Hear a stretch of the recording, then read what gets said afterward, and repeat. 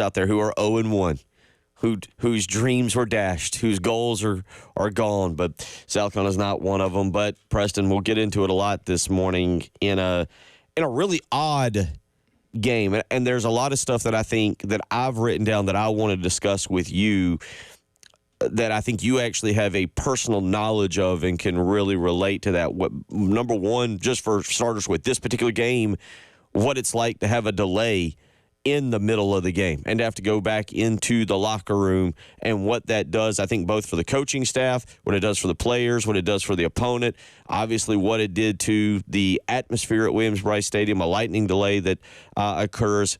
I do think that's interesting because you had to experience that one time in a similar situation. Also, kudos to you for calling, maybe not the lightning delay, but if you didn't know, Preston Thorn, when game times were announced back in, July, Preston Thorn said it would be a heat delay. Maybe it was heat lightning is one. Heat lightning.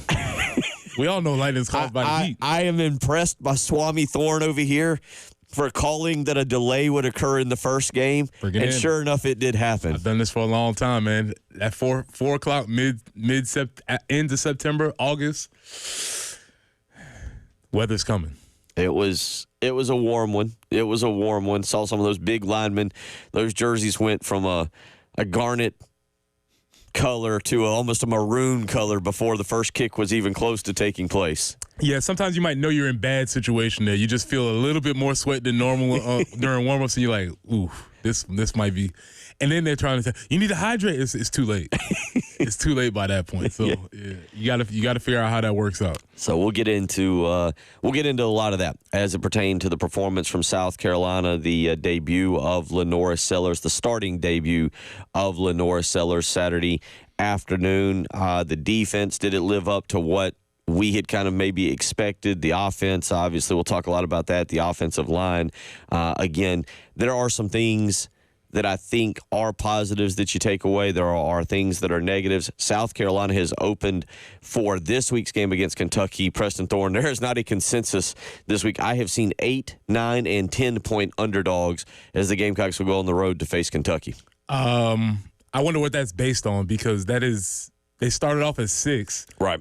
And then it's moved, and I understand in the betting markets that's a lot of points, but after watching Saturday's game, I might have expected it to be even higher. I think actually most people did or thought that that's what it was. But we'll get into that. We have a ton of time to do that. Obviously, Shane Beamer will speak tomorrow in his Tuesday press conference, and we will go from there and get ready for that 3:30 showdown in Lexington, Kentucky against the Wildcats and see how much improvement South Carolina can make from game 1 to game 2. But I got to be honest, I'm not even 100% sure that game 1 to game 2 is where the improvement comes from Shane Beamer's team. Now, there is a history. 4 years constitutes, to me, a true history of what you are in your opener. And I'm going to throw at you the record games 1 through 4 in Shane Beamer's tenure versus games 8 through 12.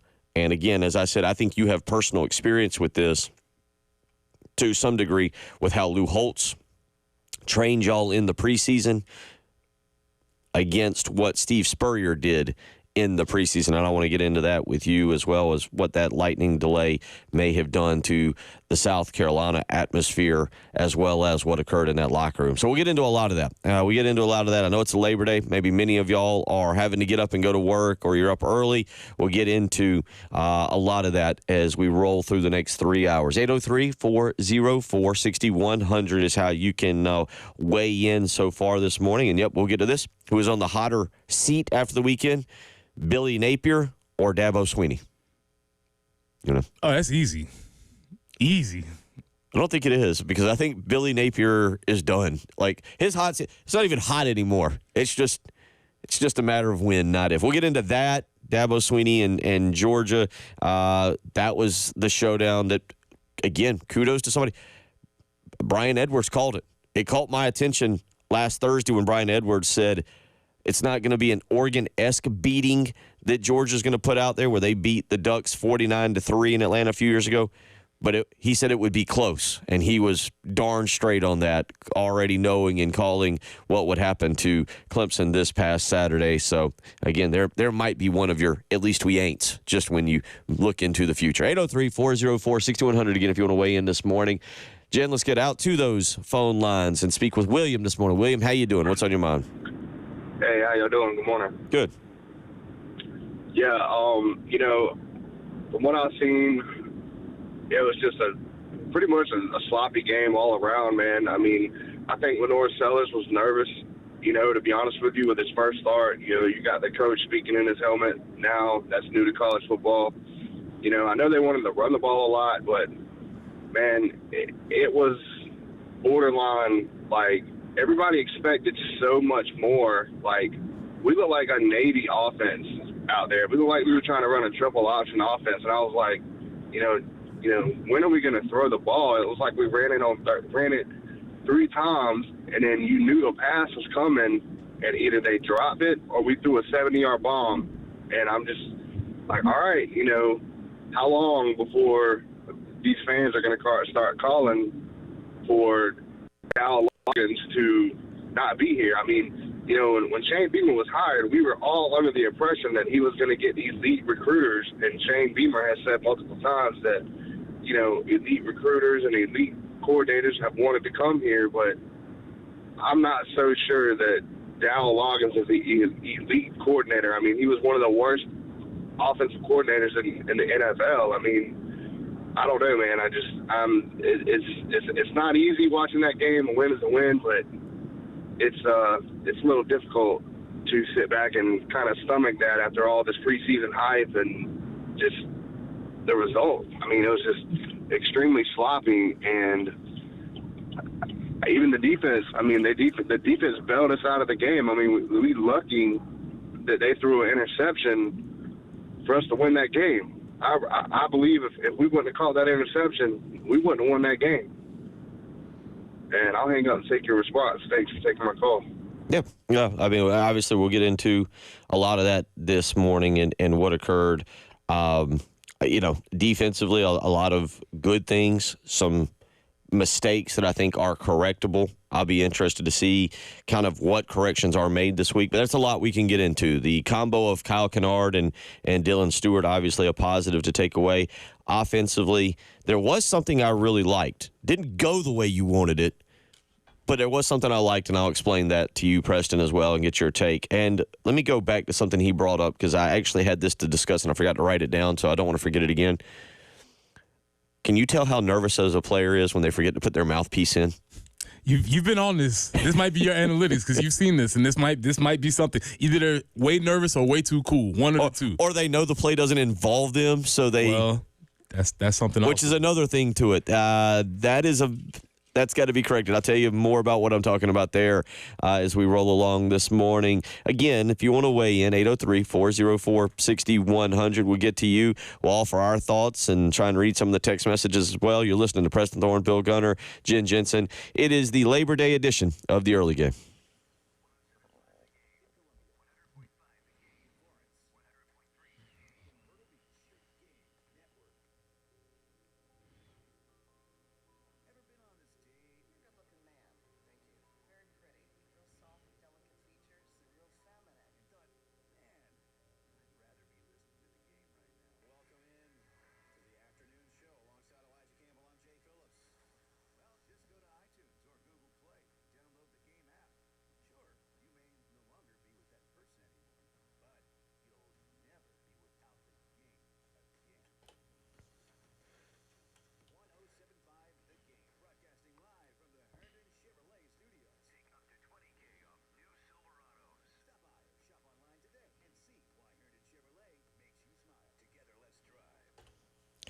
Bill Gunner for the Mortgage Guru, Jacob Crowder with First Palmetto Bank, who has an incredible product right now going on if you're looking in the Richland County area. You heard that right, a 4.99% interest on a 30-year fixed product right now. It is called the Community Reinvestment Product. It is for Richland County, Blythewood, Northeast, Southeast, and the I-20 corridor, and they are offering, again, a 4.99% interest with a 5.075 APR on a 30-year fixed mortgage. That's right. For more information, call the Mortgage Guru, Jacob Crowder, today, 803-719-1005. Again, that's 803-719-1005. That's right. You can get a payment of $200,000 at this. APR will only be $1,072 for 360 months. Call for more information. Speak with the mortgage guru, 803-719-1005. Tell them Bill Gunner sent you.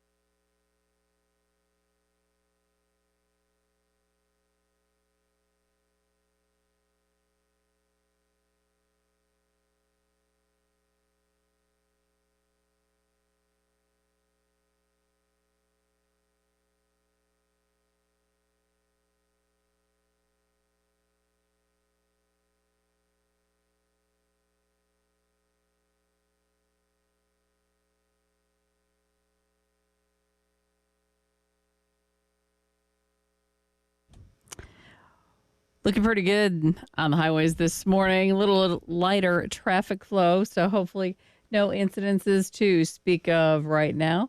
And as far as your forecast goes, might see some scattered storms today. 88 for the high, 83 tomorrow, and a little bit cooler as we start into September. 81 on Wednesday, getting to the upper 70s with chances for rain Thursday and Friday. Starting off our morning a little bit cloudy, 74 on the early game.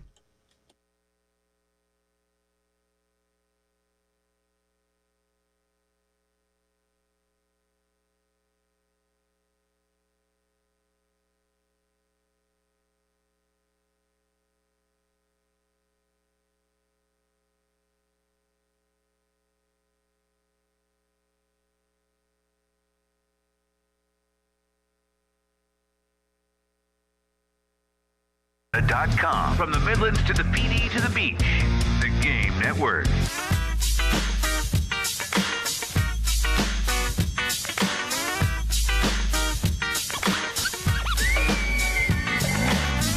Up and at 'em, if you gotta be. If you can sleep in, I encourage it. But if you're up and at 'em, Come on in. Join us this morning. Grab a cup of coffee, a donut maybe a bagel. I don't know. Healthier, I guess. French toast. Not as But healthy. is it really? I mean, that's so much carb. That's what I'm saying. Is a bagel really healthier? No. I don't think so. I feel like that is some kind of the big bagel has promoted that bagels are actually healthier. 100%. Yeah. Yeah, that's especially just when so I have to much. have it the way I love it with butter and cream cheese and jelly and whatever else I got to put on it. Yeah, by the time I'm finished with it, You've just eaten a donut, really. Yes. Just a harder donut. yes, correct. Well, get up and weigh in with us this morning. A lot to join in, a lot to talk about. I'll give you one. At least we ain't. Just go ahead and start that off. At least we ain't. South Carolina obviously did win the game. That's the name of the game. Houston, on the other hand, 3.5-point favorite at home. The old Dana Holgorsen mullet not working out. Lost 27-7 to UNLV. No, not great. Not good at all. You're a favorite at home. You got to win. Yeah, and I'm looking at that Dana Holgorsen stock, and I feel like that's dropping Yeah. quickly. It was pretty high at West Virginia, and then he made the transfer he went to Houston, and then just feels like that's not working. And remember that's a Big 12 team now. Houston's a Big 12 team, so that's considered one of the Power 4 teams in the country, and they lose to UNLV 27-7 as a 3.5-point home favorite. So at least Barry Odom, yeah, that's what I Barry thought. Odom, yeah. Oh, fighting Barry Odom. And okay. at one point, remember, I think, am I wrong in this?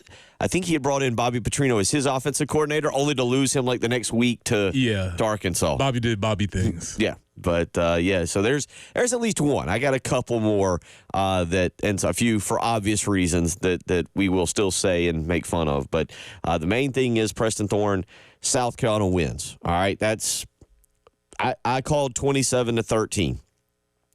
At one point, I almost felt like my prediction may actually come true, but there was a game in which, let me say this, I like the fact that South Carolina tried, and maybe that's the key word, tried to challenge their offensive line and their run game. I said it on Friday that I thought this would be a game where South Carolina tried to run, or would come out, or I wanted to see them come out and run the football.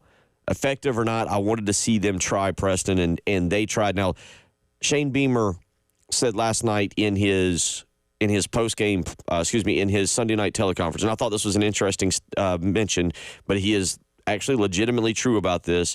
South Carolina did take 19 yards of rushing loss on the final 3 plays with the way they were doing the kneel downs. They had a 5-yard loss, an 8-yard loss, and a 6-yard loss that goes into the rushing statistics there at the very end of the game. South Carolina finished the game 56 rushes for 174 yards. So if you don't take those you don't kneel down, it would have been really 53 rushes for 193 yards. I'll start with that. I like the fact that they challenged the running backs and the offensive line to go out and be physical and try and run the ball. I don't want to hear it. All right, I hear you. I was just saying I'm happy they did it. I'm not saying they were successful in doing it. No, I understand the point you're making. I hear logically what Shane is saying, but come on, man. We're not getting into technicalities and semantics against a team that you're supposed to be a ground and pound offense. This is what we were sold during the preseason, and then not be able to run the ball effectively when the time was called for. So I hear you, Shane. I reject that notion. Okay. It's very simply. Well, it's only 19 yards. It's not 109 yards. Well, then let's not even talk about it. But Don't bring it up. But I only say that because 174 yards rushing. But I will also say this: if it had been 193, that'd have been 7 short of that number that I put out there. That's correct. It was 200. And the reason I say that is because if it had been 193, I probably wouldn't still come in going, "Hey, they were close." They were close to achieving. So that is where I draw the line on that. But I like the fact, and I'll start with your take on it, that they did go out and challenge, basically said, I will admit, somebody else said it. I think William just said it. There were there were several times I was having flashbacks to 2003, 2002, and Corey Jenkins with Lou Holtz calling plays. Yeah, I could definitely see that 22 designed runs. Let me actually tell you this happened. There was there was a guy, younger guy, sitting in front of me, and he's sitting with his dad. And at one point, I leaned over, being the creepy old man that I was like, "How old are you?" And he was like 19, and I was doing math, and I was like, "So you don't remember the Corey Jenkins season because that's what we're." And I looked at it, I was like, "You will know this, sir. You've been through this." That's what we're watching right now, is the Corey Jenkins 2002 season. Yeah, there might have been something to that. I don't know what the design. I don't know if that was the plan or how that ended up happening. But Lenoris did carry the ball an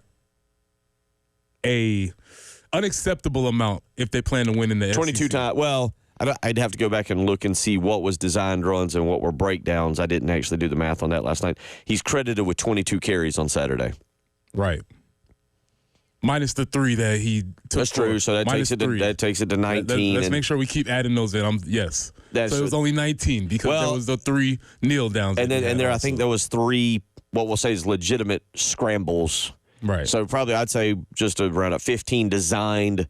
Lenore, this is designed for him to carry the football runs. I don't know what the plan was. And I think that's a bigger gripe that I talk about as far as the offense is concerned. I don't know if that was that the plan? Did that happen during the game? Was it because they weren't effective passing the ball? I'm not sure how we came about this. Is this something that we can expect moving forward? I'm really interested to see what the actual game plan is for the offense. Going back to what I said I liked, at least, even though I would say it was unsuccessful, that they at least in this kind of, against this kind of opponent, you at least went out and said, we're going to make a effort. I was shocked. You mentioned Rocket Sanders got 24 carries.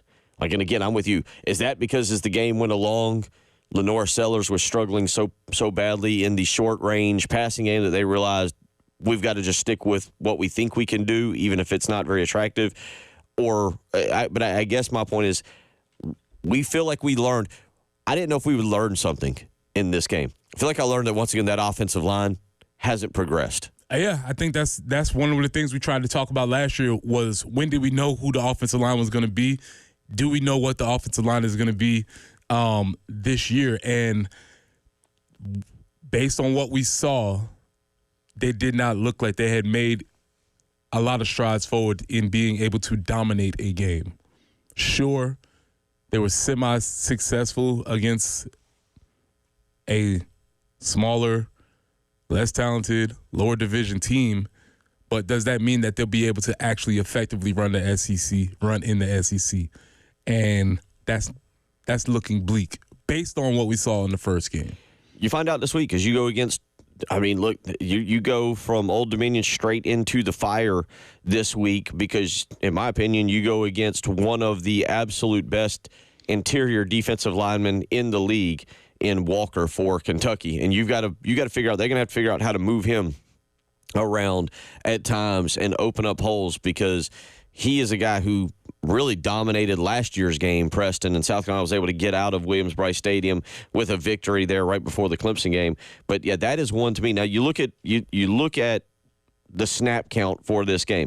Josiah Thompson got hurt early in the game and was replaced by Big Tree Babalade for a couple series. Thompson had played still 58 snaps. There were 79 total offensive snaps in this game. The snap breakdown, your center, Vashawn Lee, gets 79 snaps in. Right tackle, Kason Henry, gets 79, and Kamar Bell gets 79 in. Torricelli Simpkins gets 65 snaps. Travon Ball with 16. And as I just mentioned, Josiah Thompson still got the majority of snaps at left tackle, 58 to 21 for Babalade. Okay. What do you take away? Just good. They had 6 guys that played. That's what we wanted. That's what we want to have. We made it through the first game, which we didn't do last year. So I guess if we're taking a positive, they made it through the first one. So injury-wise, we had stop and play for a few different injuries. Is that concerning to us? No, stuff is going to happen for Josiah Thompson. He got injured, or he got off earlier, the field though. He was on the touchdown. So yeah, I think it's encouraging that these guys played a majority of the snaps. The 6 guys that we thought it would be. So I think that is encouraging. 7. It ended up being 7, is what it was. Yeah.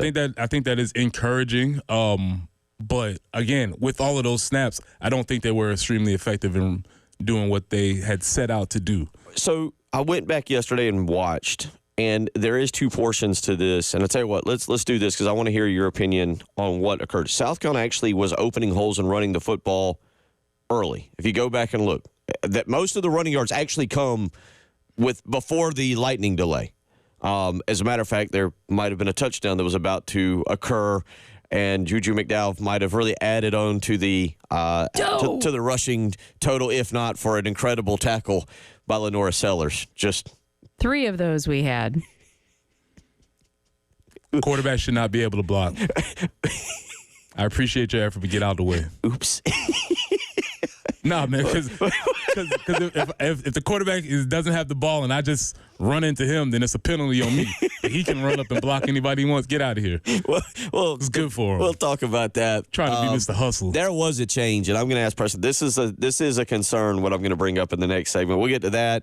A little bit of coaching talk too. So I'm going to give you these records for the first 4 games versus the last 4 games under Shane Beamer, and get your opinion if it matters or not as well. 803-404-6100. You're listening to the early game. The Game Network in Columbia. 107.5 The Game. In Florence. 100.5 The Game. In Myrtle Beach. 100.3 The Game. Powered by Integrated Media. The Game TV. Sponsored by Shepherd's Glass, a true reflection of quality. The Game TV. Sponsored by South Carolina Education Lottery. The South Carolina Education Lottery encourages all their players to learn about your play before you pay. To learn how the odds work, common lottery myths, and signs of problem gambling, check out sceducationlottery.com/betteryou. Playing the lottery for fun is a win for education. Hey guys, Jay Phillips here for Minuteman Press. As a business owner, it can be tough to get all of your office items and needs in one place, whether it's printing, signs, promotional products, or logoed apparel. The goal of Minuteman Press is to become your trusted partner and make promoting and marketing your business easy and less time consuming, which is exactly why our offices and radio stations here at Cumulus Media trust their services. They can handle it all in one place, saving you time and money. At Minuteman Press, they design, print, and promote you. Learn more at mmpcolumbia.com. Bothered by back, neck, shoulder, or joint pain? Get back in the game with The Joint Chiropractic. No appointment is necessary and no need to worry about insurance. The new patient special includes a consultation, exam, and chiropractic adjustment for just $29. Walk in today without an appointment. It's affordable and clinics are conveniently located in Forest Acres, Harbison, Killian, and Lexington. Learn more at thejoint.com. At The Joint Chiropractic, you don't have to feel bad to feel better. Autumn is almost here. They're getting ready for the change of the season at Dan's Fan City in Harbison. They're celebrating with amazing deals on floor samples, closeouts, and overstocks. Whether you're looking to upgrade your ceiling fans or add a new one to your space, Dan's Fan City has you covered. Stop by their store or give them a call at 781-FANS to take advantage of these fantastic offers. Don't miss out on the chance to save big and elevate your home's comfort and style with Dan's Fan City on Harbison Boulevard. Bill Gunner for my great friends Rock and Daniel Lucas at Charwood Golf Club. Hey, the fall, better weather, exciting days are right ahead of us, and getting out to Charwood Golf Club is something my son Austin and I love doing because it's a relaxed, fun environment where you can go out, play music, enjoy an afternoon outdoors, and enjoy the excellent layout that is Charwood Golf Club. Line up your tee time today. 803-755-2000. Again, that's 803-755-2000. Call Charwood Golf Club today. Call Lawyer Lisa. Experience the difference with Lawyer Lisa. Hi, this is Lisa Hostettler-Brown. Do you know the difference between a revocable trust and an irrevocable trust? The difference could easily save you hundreds of thousands of dollars in long-term care costs. Visit lawyerlisa.com to schedule a consultation today. Call Lawyer Lisa. Experience the difference with Lawyer Lisa. 7511 St. Andrews Road, Irmo, South Carolina. Daddy, you need a trust. Powered by Integrated Media. The Game TV. Sponsored by Shepherd's Glass, a true reflection of quality.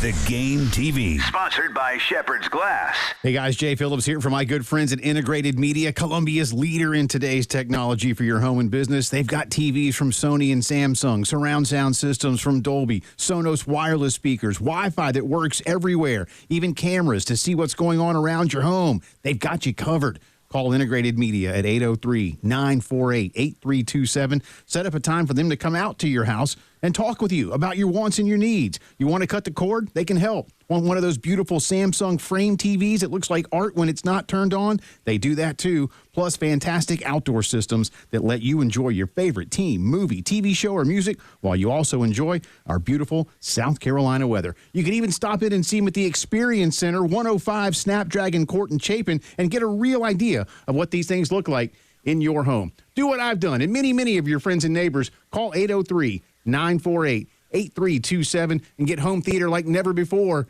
from Integrated Media. Hit us up on the Firehouse Subs text line, 803-404-6100. Your home of the Gamecocks in Columbia, 107.5 The Game. Also heard on 100.3 The Game in Myrtle Beach and 100.5 The Game in Florence. WIS-TV First Alert Traffic Is sponsored by Wetzel's Automotive in West Columbia. Wetzel'sAuto.com. Looking pretty good out there this morning on the highways. Not really seeing any accidents to report and nothing really to speak of as far as slowdowns are concerned. That forecast looking like maybe a couple scattered storms today. Looking for a high of 88, overnight low of 70. Then tomorrow, cloudy and 83, 81 on Thursday. We get into the upper 70s for Thursday and Friday with chances of rain in the afternoon Thursday and then some rounds of rain on Friday. But right now, looking at cloudy skies, 74 on the early game.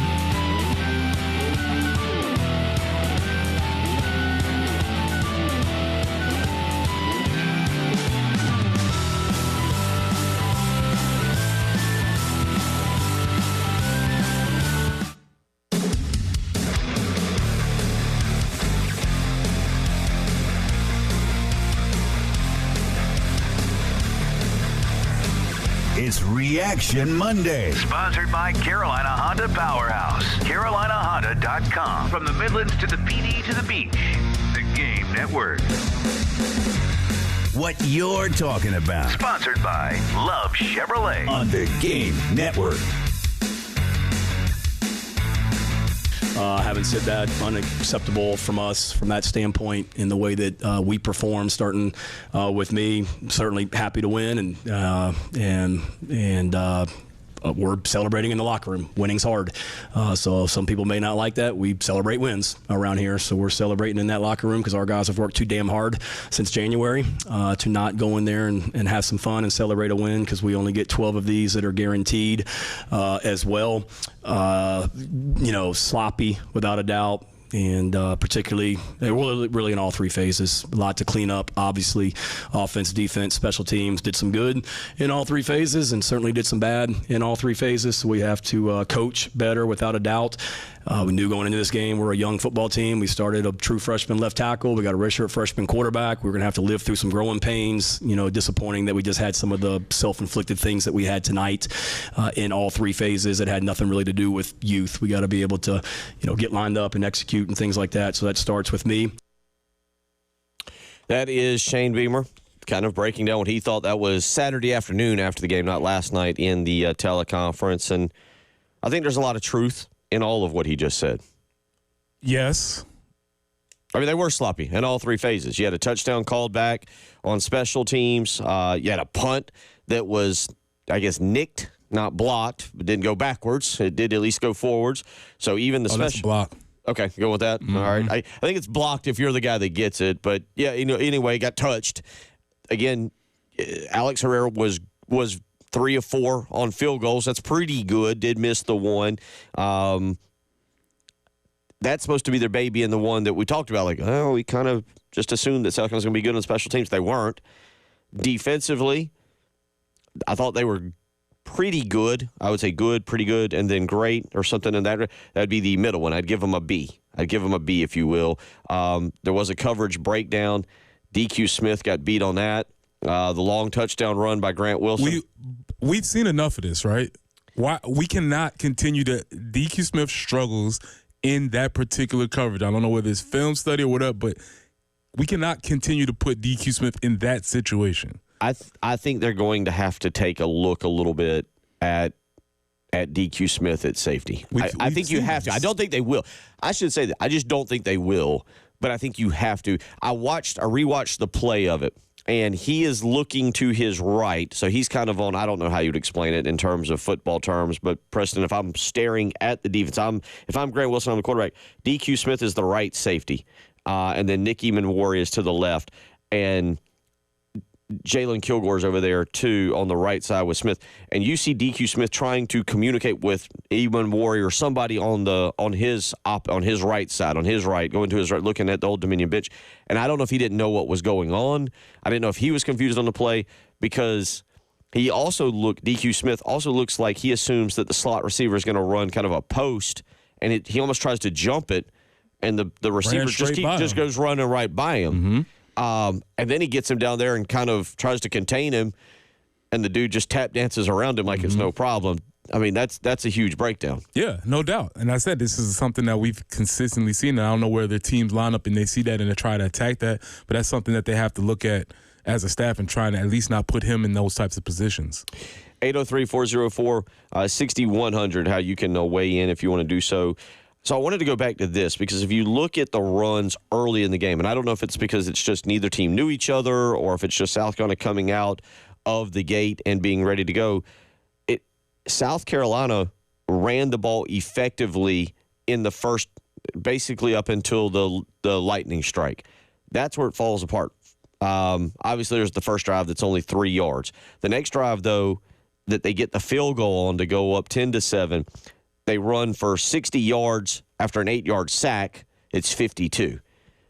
The next drive, again, shorter, 21 yards, another sack. Makes it just another 8-yard sack, by the way. Makes it 13 yards.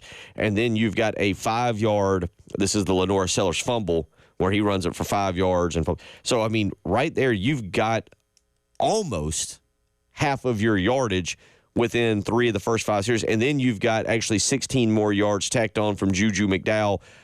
That last play before the lightning strike was the one where he breaks back to the left. Looks like he could have taken it to the house, and Lenora Sellers got a little over-aggressive trying to get out and block and clipped his heels. I say that because then you go to the locker room, and this is the concerning part for me. It's like Old Dominion figured it out. And I was like, oh, he can't throw. They can't throw.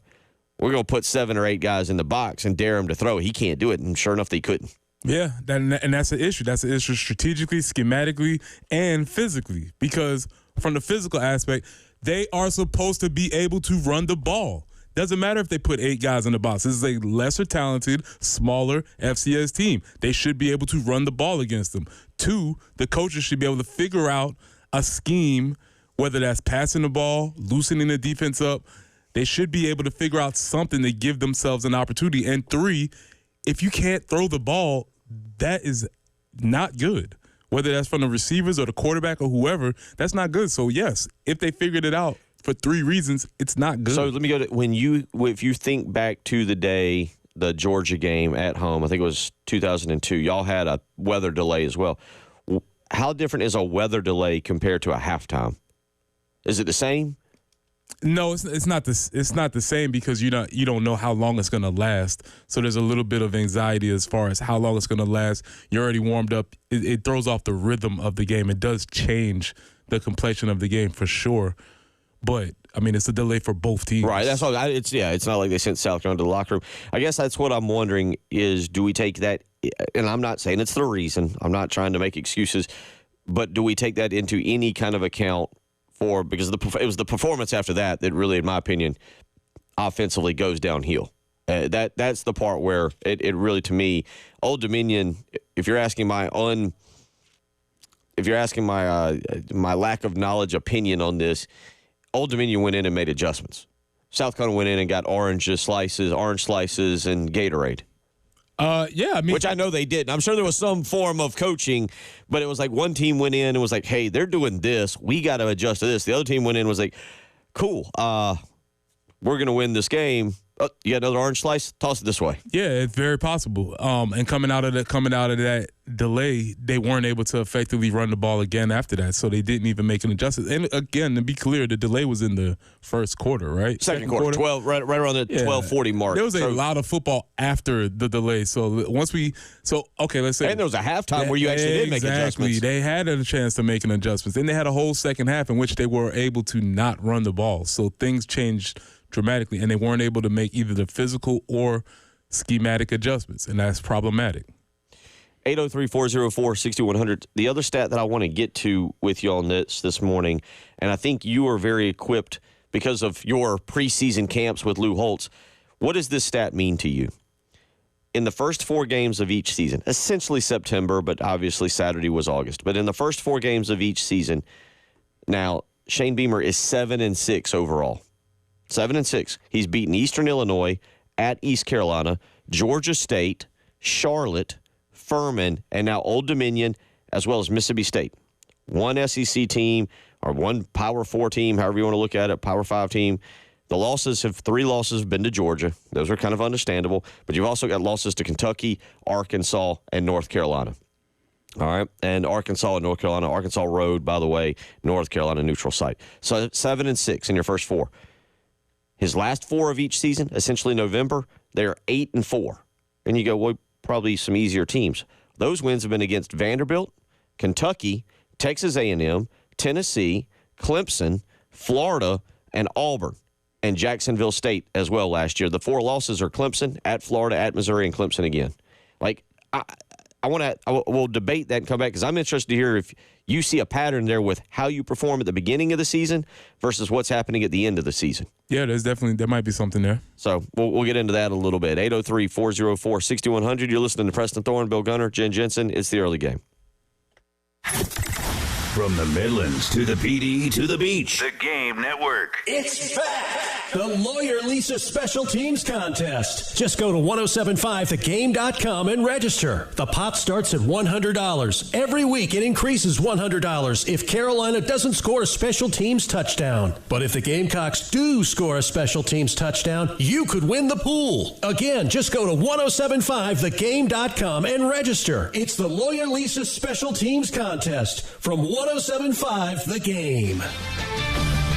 I'm Amy Lawrence with a Sports Minute sponsored by Wrangler. It's Wrangler season out there. Open roads, endless horizons. Shop Wrangler.com for new denim styles. San Francisco wide receiver Ricky Pearsall is home from the hospital. The 23-year-old was shot in the chest by a teenager who tried to rob him over the weekend. He had just finished signing autographs and was walking through the city in broad daylight. I'm Amy Lawrence.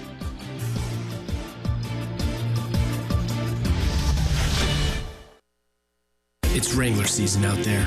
Warmer days, cooler nights. Open roads, endless horizons. And you need to be ready in jeans made for the unpredictable. Wrangler, for the ride of life. Shop our newest styles today at Wrangler.com. Who doesn't love getting something for free? Labor Day deals have arrived at the Home Depot, and right now you can get a free Milwaukee 18-volt extended capacity battery, $159 value, when you buy a select tool. Get longer runtime and more battery life so you can power all your fall projects. Shop Labor Day deals and get a free battery when you buy a select tool at the Home Depot. How doers get more done. Limit 1 per transaction. Exclusions apply. Full eligible tool list in store and online.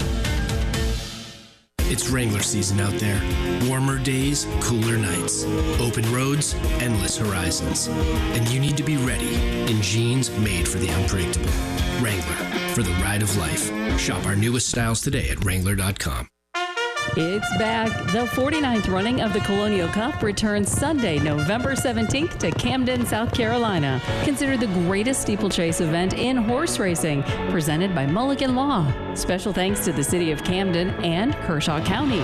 Don't miss the pinnacle of steeplechase at the Springdale Racecourse in Camden, South Carolina. Family fun, shopping, unique entertainment, and incredible tailgating. Reserve tickets now at carolinacup.org. Hey guys, it's Jay Phillips for the Men's Clinic. Too often guys won't go to the doctor when they're feeling off, whether it's because they think they can tough it out or because they just don't want to talk about it. Don't be that guy. Get to feeling better after you see Dr. Dan Balknight and his team at the Men's Clinic. They are experts in health care for men and dedicated to making you feel like yourself again. You can schedule a free consultation by calling 803-875-MENS and learn more online at themensclinicsc.com. Get big deals for days at Target's long weekend sale. Let's go. Like 20% off denim, tees, dresses, and shoes for the family. Then round out your barbecue with Doritos and Ruffles party-sized chips. They're on sale 2 for $7. Or get 30% off 12 packs of soda when you buy 3 with Target Circle. And save even more. Find new lower prices on many grocery and household items you love today and every day. Target's long weekend sale ends Monday. Restrictions apply. I love it. You go into your shower feeling, but as soon as you reach for the Irish Spring, your day immediately gets better. That crisp, fresh, unmistakable Irish Spring scent zings your brain and awakens your senses. So when you finally emerge from the shower, 37 minutes later, because you pay the water bill so you can stay in there as long as you want, you're ready to take on the day and smell great doing it. Irish Spring Body Wash and Bar Soap. Fresh, green, Irish. Shop now at Walmart.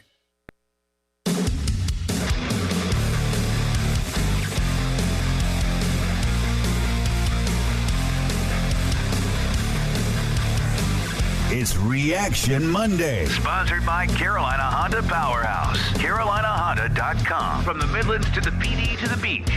The Game Network.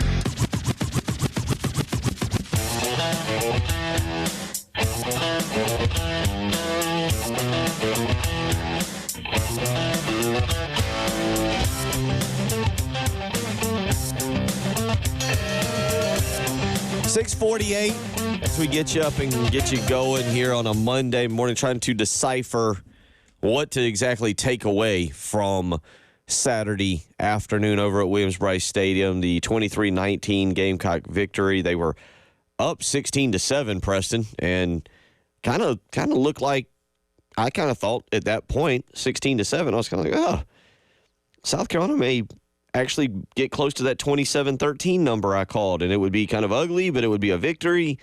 And then Old Dominion scored a touchdown, kicked a field goal, kicked another field goal, and took the lead to make it 19-16 in a game that South Carolina had really had, again, kind of under control coming out of halftime. They drove right down to start the second half.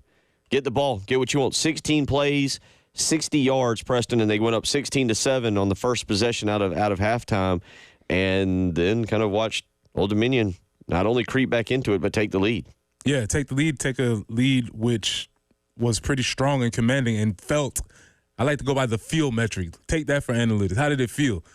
At that point, it didn't feel like that game. It felt like that game was in very much doubt. For me, let me just speak for myself. It felt like when Old Dominion took the lead, you started running through the library of Gamecock failures in your mind, like, oh boy, is this going to end up not good? At that moment when they took the lead, I think it was a matter of I didn't know what the season would be, but I was confident in this victory.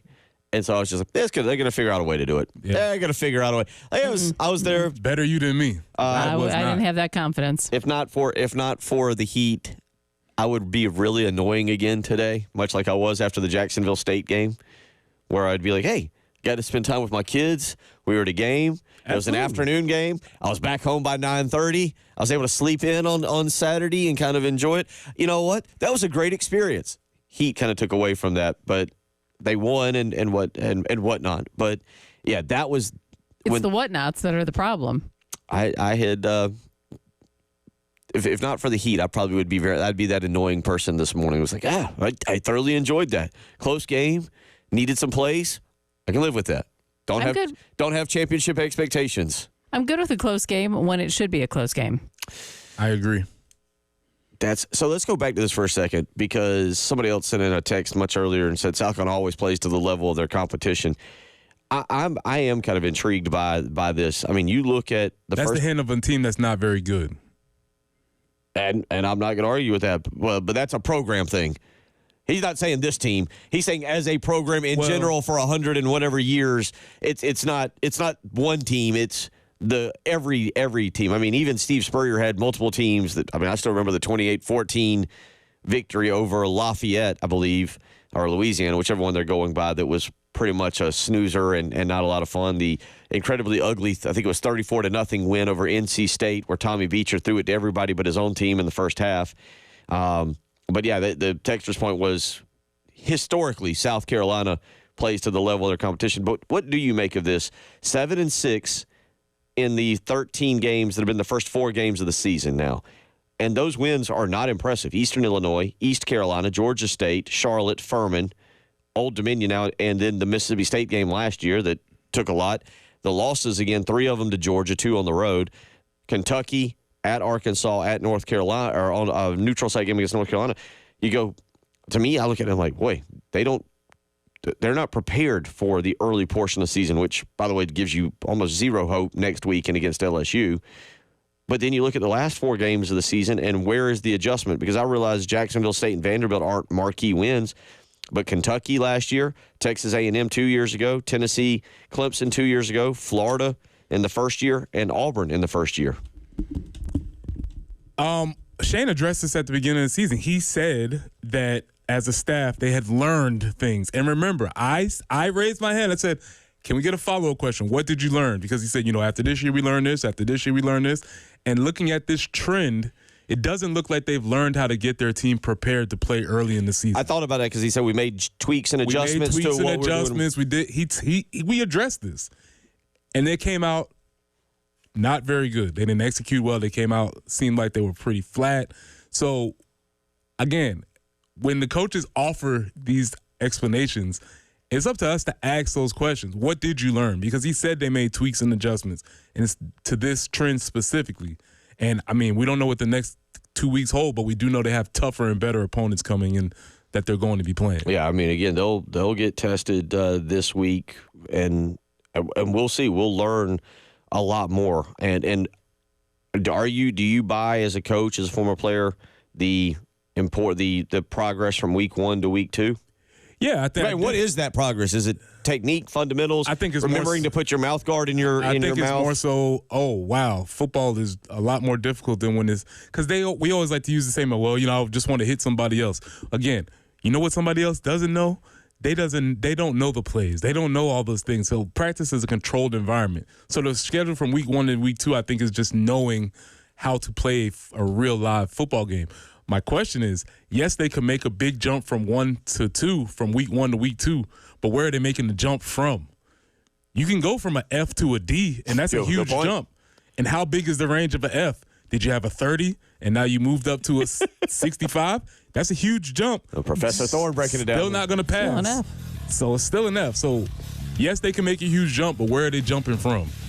We'll spend 2 more hours on this. There was a lot to take away from Saturday afternoon. The main takeaway is they won, as Preston said. Goals, dreams. Everything's still in front of us, baby.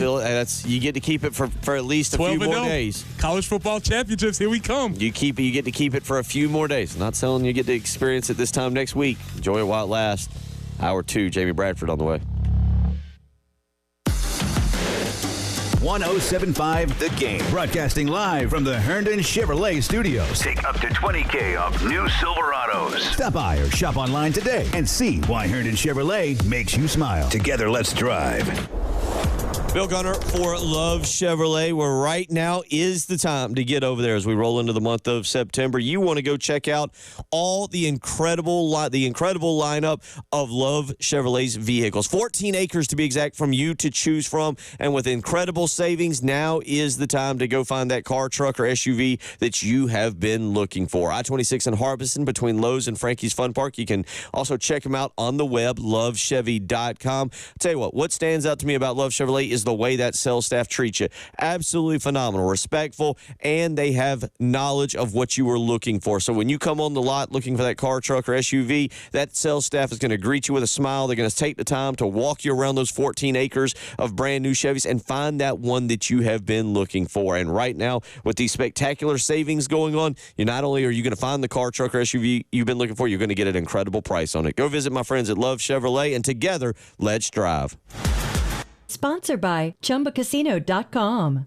Play social games online for free. Head to ChumbaCasino.com now to join the Chumba fun and experience the thrill of the Chumba life. No purchase necessary. VGW Group. Void where prohibited by law. See terms and conditions. 18+. Hi, Jen here.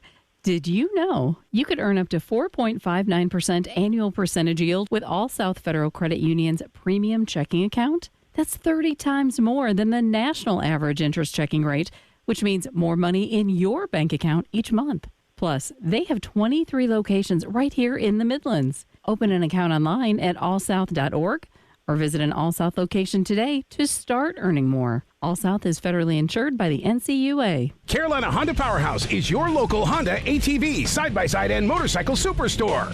Hunters, now's the time to upgrade to a new Honda ATV or side-by-side and get free gear. Right now, buy a Honda Pioneer 700 or 1000 side-by-side and get a free top and windshield. Need an ATV? Get a free winch with the purchase of a new full-size Honda ATV. On-road or off-road, all roads lead to Carolina Honda Powerhouse. Exit 70 off I-20 and turn by the Flying J. CarolinaHonda.com. Bothered by back, neck, shoulder, or joint pain? Get back in the game with The Joint Chiropractic. No appointment is necessary and no need to worry about insurance. The new patient special includes a consultation, exam, and chiropractic adjustment for just $29. Walk in today without an appointment. It's affordable, and clinics are conveniently located in Forest Acres, Harbison, Killian, and Lexington. Learn more at thejoint.com. At The Joint Chiropractic, you don't have to feel bad to feel better. For Beverly, winning the fight against vision loss means focusing on what's closest to her. The Foundation Fighting Blindness is committed to funding research to end blinding retinal diseases. The Foundation Fighting Blindness. Together, we're winning. Learn more at fightingblindness.org. WIS-TV First Alert Traffic is sponsored by Wetzel's Automotive in West Columbia. Wetzel'sAuto.com. Still no reports of any accidents out there. We're okay with that. We're not looking for anything to slow you down this morning. A little less traffic on the highway, obviously. And we are looking for a high today of 88. Could see some of those scattered showers out and about. 83 tomorrow under cloudy skies. Clouds continue through Wednesday, 81. And then we get into the upper 70s with some chances for rain on Thursday and Friday. 74 right now on the early game.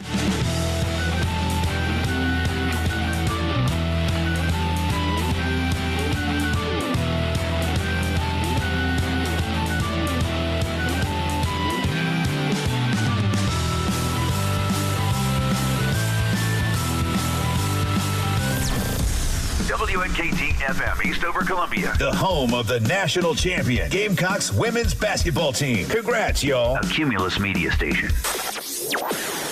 It's Reaction Monday. Tell us all about it. As ugly as it looked at times, and with some of the adversity we dealt with and some of the situations we put ourselves in, I thought we responded. Sponsored by Carolina Honda Powerhouse, your local Honda motorcycle, ATV, side-by-side superstore. Exit 70 up I-20, turn by the Flying J. Online at carolinahonda.com. From the Midlands to the PD to the beach, the Game Network.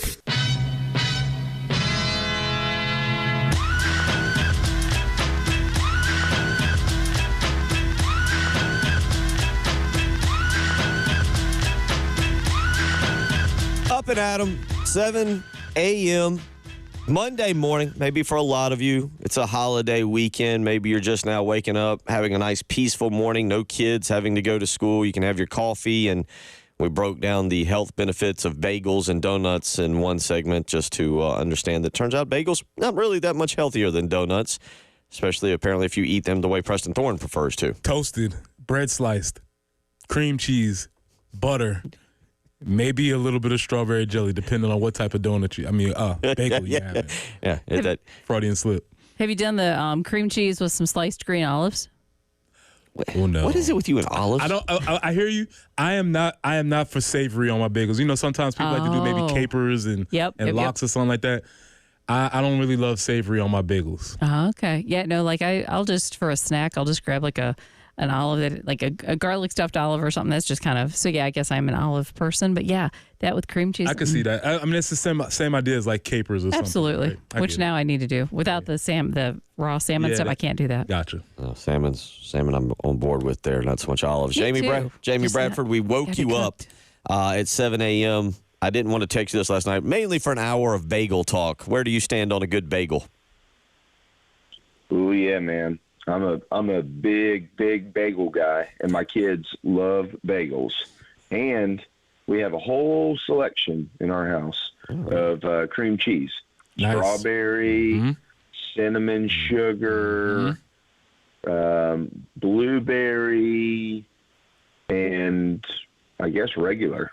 I don't know. Is there another one? I don't know. Maybe we have more. I'm going to be honest. It feels like cream cheese over the past maybe decade or two has really had a come up because you have all the flavors. And then, Jamie, I'm sure you're familiar with the whipped cream cheese that you can already buy. And yep. Oh, my gosh. That's the best. Yeah, that's tremendous. Okay. Yeah, dude. Yeah, this is a big thing. Like, we have bagel bars. Like a bar, like you and I would go to a bar and say, hey, give me a Buffalo Trace and ginger. My kids go to the bar and say, I'll take a cinnamon raisin bagel and strawberry cream cheese. Nice. Good pick. Yeah. Okay, I guess we're out of the bagel discussion. This Father Ron from Lake Marion says honey pecan cream cheese for the win. Let's go. Oh, we have that too. That's fire. On your right. That's a good call right there. Yeah, good that call. stuff is legit. Good work. Absolutely. Okay, there you go. So yeah, I guess we've exhausted that conversation. So now we'll actually discuss some football, Jamie Bradford, and obviously a lot to get to as it pertains to Saturday afternoon. But let's just start something Preston and I haven't done just yet, and let's just look around college football. Look around what all we saw on Saturday before we really get back into South Carolina. What was some of your big takeaways from the weekend that was outside of Columbia, South Carolina? I don't think the ACC is very good. I think that the usuals are the usuals. Georgia, Alabama, Ohio State. I know Oregon only beat Idaho 24-14. I still think Oregon's got a really talented football team. They just kind of showed up and, this is what we'll do today, and then next week we'll beat somebody by 70. Jamie, real quick, do you still put, or not still, but do you put Texas in that group of folks? Because I'm trying to figure out what I do with Texas in my mind, and I think they should be there, but for some reason I don't include them. Am I wrong on that? No, I don't, and I don't because they haven't done it consistently. All these other guys have. Gotcha. Like all these other guys have had at least an era of consistent elite level football. Gotcha. And so Texas might be there, and maybe they'll be leading this conversation in 2 or 3 years, but right now they're not. So that was it. Nothing too complicated. I think it goes back. I think we talked about this last week. I know I've kind of said this for months on my show. I don't think this makes me some sort of prophet. Nobody knows anything about college football anymore. You can read every magazine you want. You can follow every national guy that you want to follow. You can go to every website you want to go to. None of them mean a damn thing. They just don't. Like there are too many transfers. There's too much money. There are too many egos. There are too many new names, new faces, or new faces in new places, different programs that are in different leagues. The whole sport is different. Everything is different.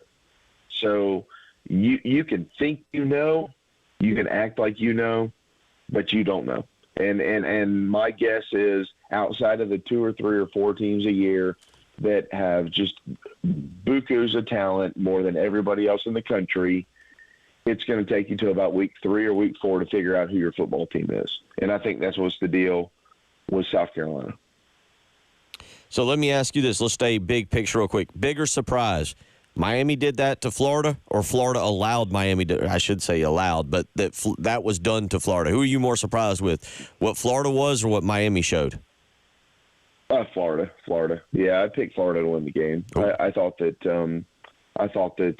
this is one of those typical Florida things. Oh, shoot, we're not going to be any good this year. And then they show up and they're really good and they win 9 or 10 games. I mean, I've got a lot of respect for Florida's football program. Okay. I know people think about Florida, they think about the fans, right? Oh, well, yeah. Florida this and Florida that. I hear you. It's George City, USA. I get it. But the football program itself, we've got a lot of respect for that. And I've got a lot of respect for Coach Spurrier. So that's probably where that comes from. They suck. Like, they're not good. And Billy Napier, if you can't beat that team and you can't even get close to beating that team, and I like Miami. Miami's a good football team. They're a good football team, guys. But maybe at the end of the year, the U is finally back. We hear this crap every year. We've heard it for 30 years. So we'll see.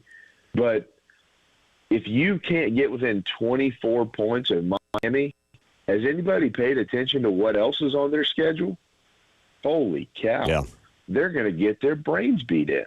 They're not good. Like, they're just not good. Bigger surprise, what Georgia did to Clemson or how Clemson allowed it to happen?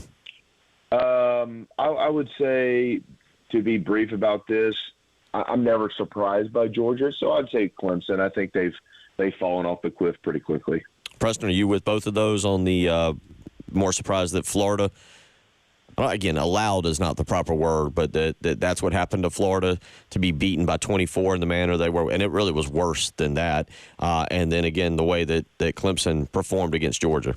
Yeah, I think I'm with Jamie on both accords because I still not am a big believer in Mario Cristobal and the U, so that's not impressive. And then they just walk the dogs on Florida like that. And then Clemson, they're not in the same class that they once were. And I think Clemson fans are going to are coming to grips with the idea that they are not who they were at one time.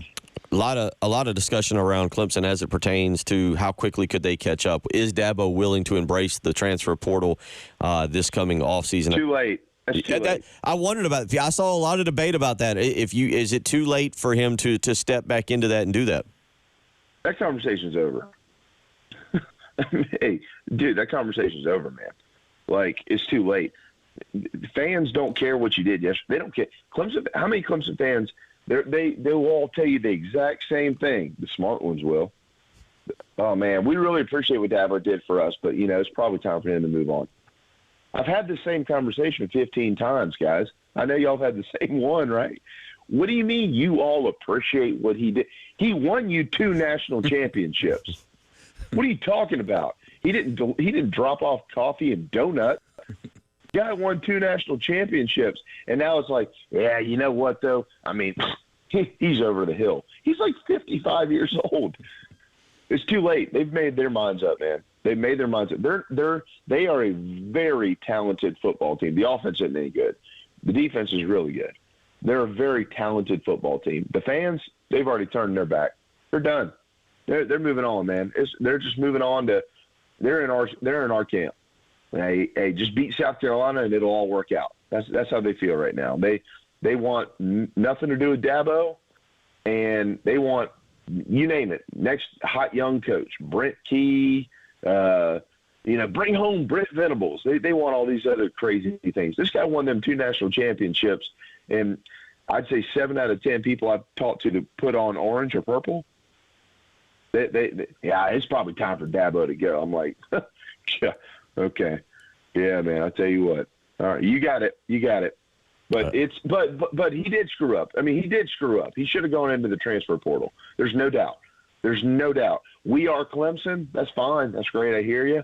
But so is Georgia and Alabama, and they have way more history than you do, and they take transfers every year. I'll just say this, and I'm with you. I think Clemson, they're a good program. They got talented players. Don't be shocked if they're 10-2 at the end of the season. The rest of that schedule. Well, yeah, because the ACC is terrible. That's what I was going to say. We'll learn more about Florida State tonight in that Boston College game. We'll learn more about them.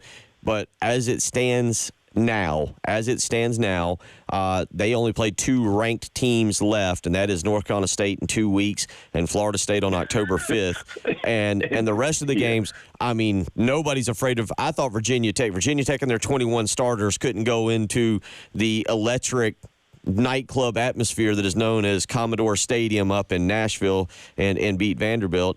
Maybe Louisville's pretty good. They thumped somebody this past weekend, but other than that, Virginia, Wake Forest, Stanford, that schedule is a snoozer from here on out for them, and 10 wins really should be the realistic goal for Dabo and that program moving forward, where I can see one more loss, maybe at Florida State, maybe North Carolina State gets them at Memorial Stadium, but it's a brutal schedule for them, and it'll make everybody feel good about themselves. And shoot, 10-2 probably gets them into the college ball playoff, probably.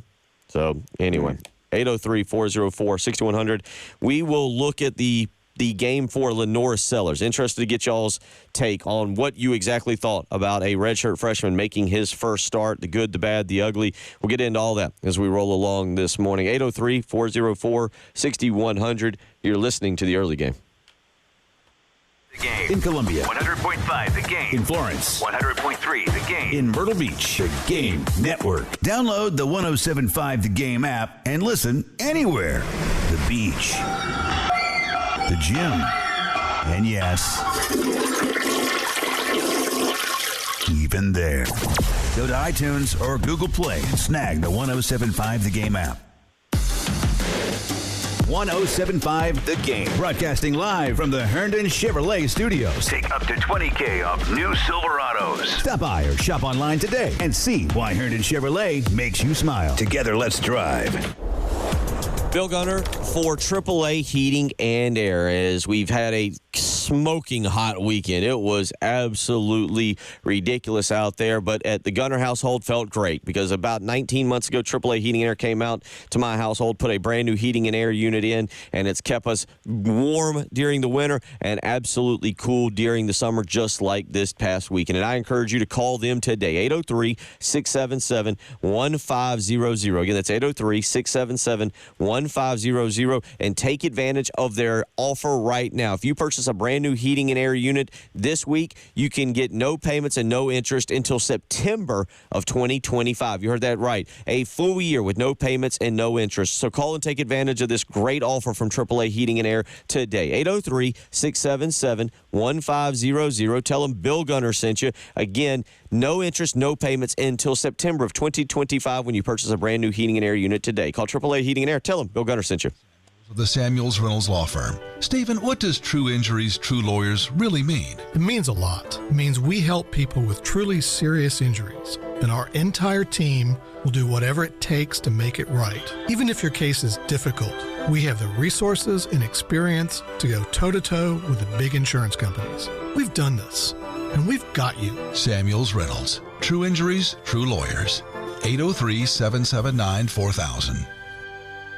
South Carolina residents turning 65 or approaching retirement, this is it. The time to choose your Medicare coverage is here. But don't panic and settle for a plan that doesn't fit, because the Blue Cross Blue Shield of South Carolina Medicare team is standing by with plans that let you choose from our large network of doctors and hospitals and fast local service. Call 833-747-0533. 833-747-0533 now.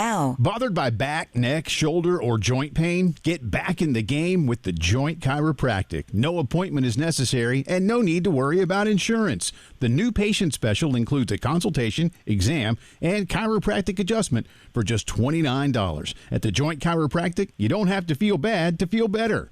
Walk in today without an appointment. It's affordable, and clinics are conveniently located in Forest Acres, Harbison, Killian, and Lexington. TheJoint.com. Hi, everybody. This is Woody Wyndham here to talk about Pioneer Tree Service. Guy Gant's not with us anymore, but his girls are. Madison Gant just walked in. How you doing? Doing great, Woody. How are you? Good. Madison, I see your trucks everywhere for Pioneer Tree Service. Tell us some of the people you work with. Well, we've been very busy with residential and commercial customers. So, Madison, you're doing the State House, Midlands Tech, City of Columbia, University of South Carolina. So you're going to want to call somebody you can trust, and that is the Gant girls at Pioneer Tree Service. And now there's a new little Gant girl, Dawson. We got all the Gant girls in the room. We do tree removal, stump removal, tree pruning, tree trimming, tree thinning, tree cabling, and we will raise your tree canopy. And no matter where you live, the Gant girls can get there. So, hey, Gant girls, how do they get in touch with you?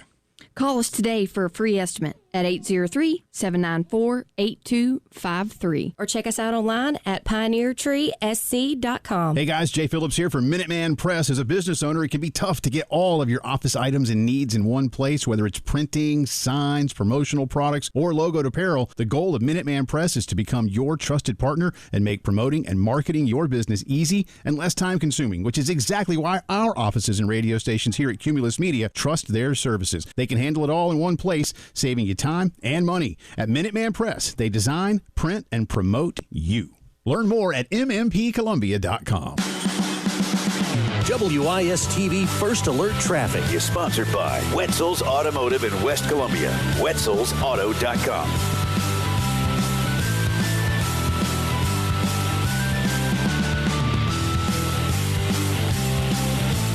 You're looking pretty good out there on the highways. Kind of enjoying the holiday traffic flow, so to speak. Weather-wise, we're looking for a high today of 88. Could see some scattered storms rolling in. 83 tomorrow under cloudy skies. Those clouds continue on Wednesday, and high of 81 before we go into the upper 70s Thursday and Friday, where we have increased chances of rain. But right now, it's cloudy, and it is 74 on your Monday morning.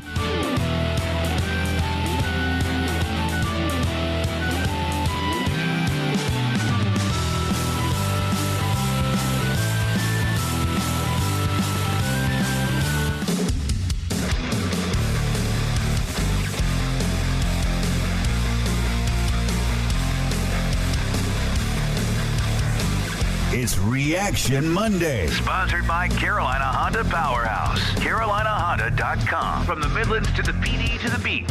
The Game Network.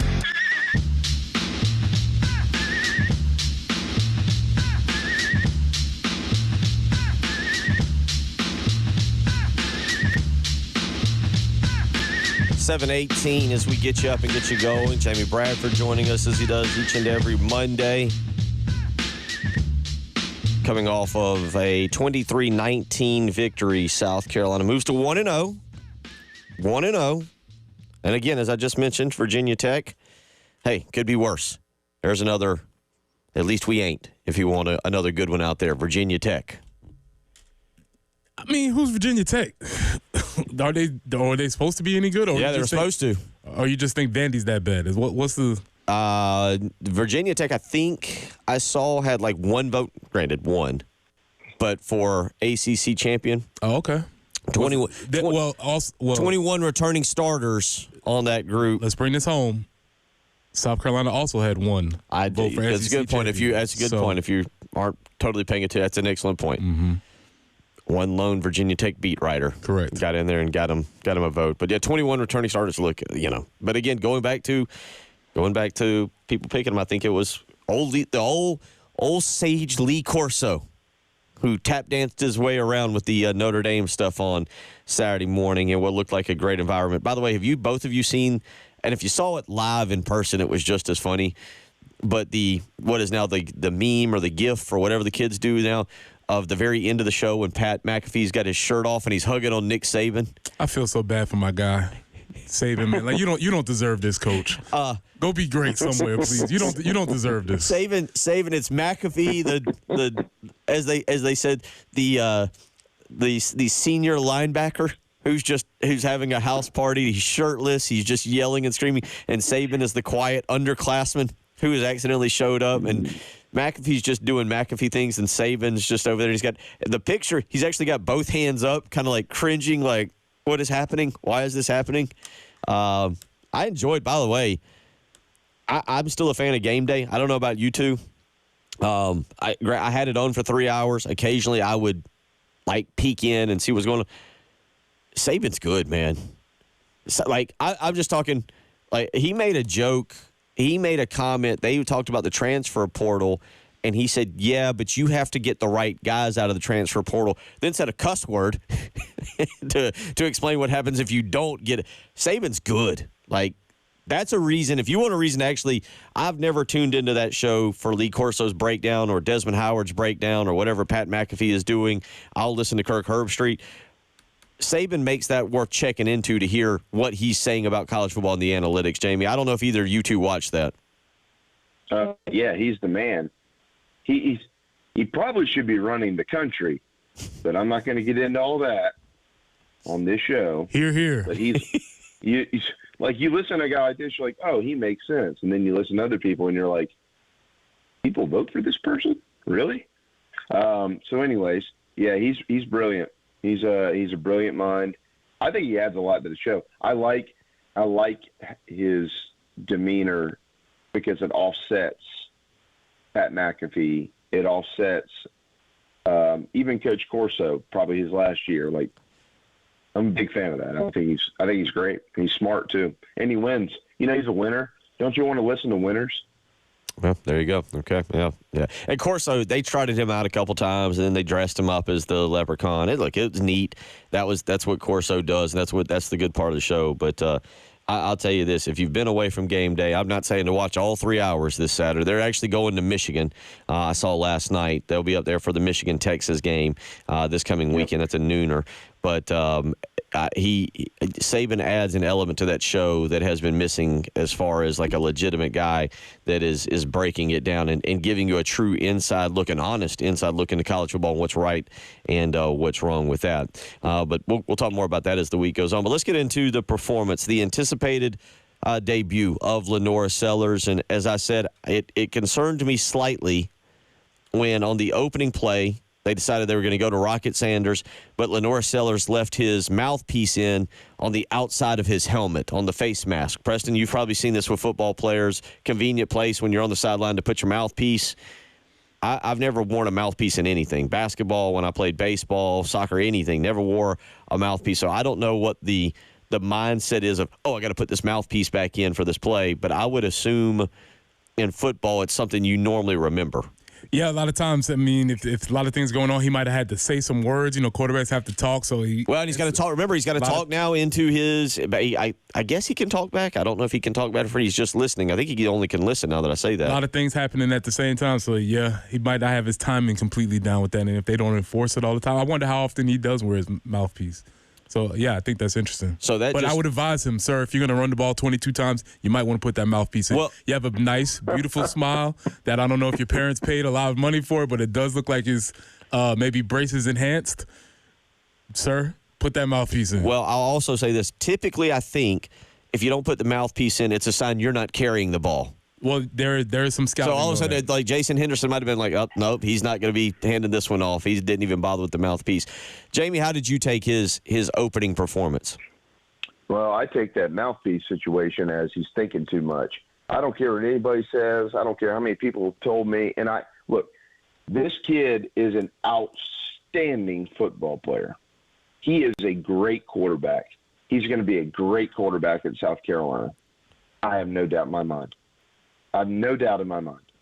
But all those that thought he was going to step in there and be Brett Favre or whoever, dude, he is still a redshirt freshman. Now, I've been trying to say this. I've talked to Connor. Connor Shaw is largely regarded as the best overall quarterback ever. It took him a little time to figure it out. Hey, man, look. When you're, and I don't know exactly what the play calls were, but 5 to 7 yard crossing routes and you're dumping it at their feet, you're thinking too much. He can make those throws in his sleep. He's a great football player. He's going to be fine. But there's too much going on upstairs with the world on his shoulders. This offense needs to really get it in gear or they're going to have a long year. And I think when he started to make mistakes, he started to feel those mistakes, right, Preston? Like, as you're feeling your mistakes, it's going to be a long day. And he had a couple of passes that were dropped, and that hurts your confidence. I actually believe it's better for him to get away this weekend and go into hostile territory where there's 70,000 people telling you that you suck. That's all right. That's a collective message. You don't feel like you can't let any of them down. At Williams-Brice Stadium, there's 80,000 people. You're like, man, I don't want to let these people down, man. In Lexington, you want to prove them wrong. And I actually think that's something that's going to help him here in a couple of days. You with him on getting away from Columbia, having a road game? There's something very common about having a road game because you don't have to worry about all the people here, the ticket requests, everybody that's coming to watch your game, your auntie, your cousins. There is something a little bit, aside from the stadium environment, there is something relaxing about just going and playing ball. Going back to what Jamie just said, that was what stood out was his throws. He had several of them high. He about got Vandrevius Jacobs smashed into two on one in particular that he threw not only high but behind him. He had Nick Harbor flipped on his head one time when Harbor was open. Look, I will say this for the play calls. There were guys running open. It wasn't. Yeah. Hold on, Bill. Hold on. I want to ask real quick. I know we got to get a break. We're probably a minute from break, but how many of those, that's a big question mark for me, and I really don't have the answer. How many of those were those RPOs, everything they were running, was he I'm just going to keep the football because I'm comfortable keeping the football, and we need to try to move the ball downfield versus I'm going to pull it back and throw the ball here. How much of that was on him? Because that's his. I mean, we all have go-to, right? Bill, when your girlfriend breaks up with you, you have a go-to ice cream to sit on your couch, right? Don't you have a go-to ice cream? Like is that Turtle Tracks go-to ice cream? Turtle Tracks, sir. He's a Turtle Tracks guy. Exactly. Unbelievable, but it's cool. But like, you have your go-to ice cream, and is that where he was? Where I don't know the answer. I really don't know. I might be dead wrong. I have no idea. I tell you what, we'll get into that a little bit. Yeah, let's hit this break and we'll come back because there was a couple plays in particular that you could just tell he was confused. He was tired. And I don't mean confused as in he didn't know the play.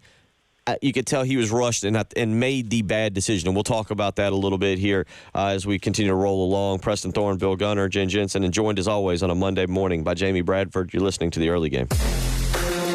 The Game Network in Columbia. 107.5 The Game. In Florence. 100.5 The Game. In Myrtle Beach. 100.3 The Game. Sips and Sounds, the only craft beer, wine, and spirits tasting event held indoors under the cool AC. No rain, no heat, no worries. Unlimited sampling of over 40 brands of local and national craft beers, wine, seltzers, and spirits. Live performances by Ken and Drew of Sister Hazel, Dazer, and the Donovan Twins. Saturday, September 28th. Get your unlimited tasting wristbands now at sipsandsoundscola.com.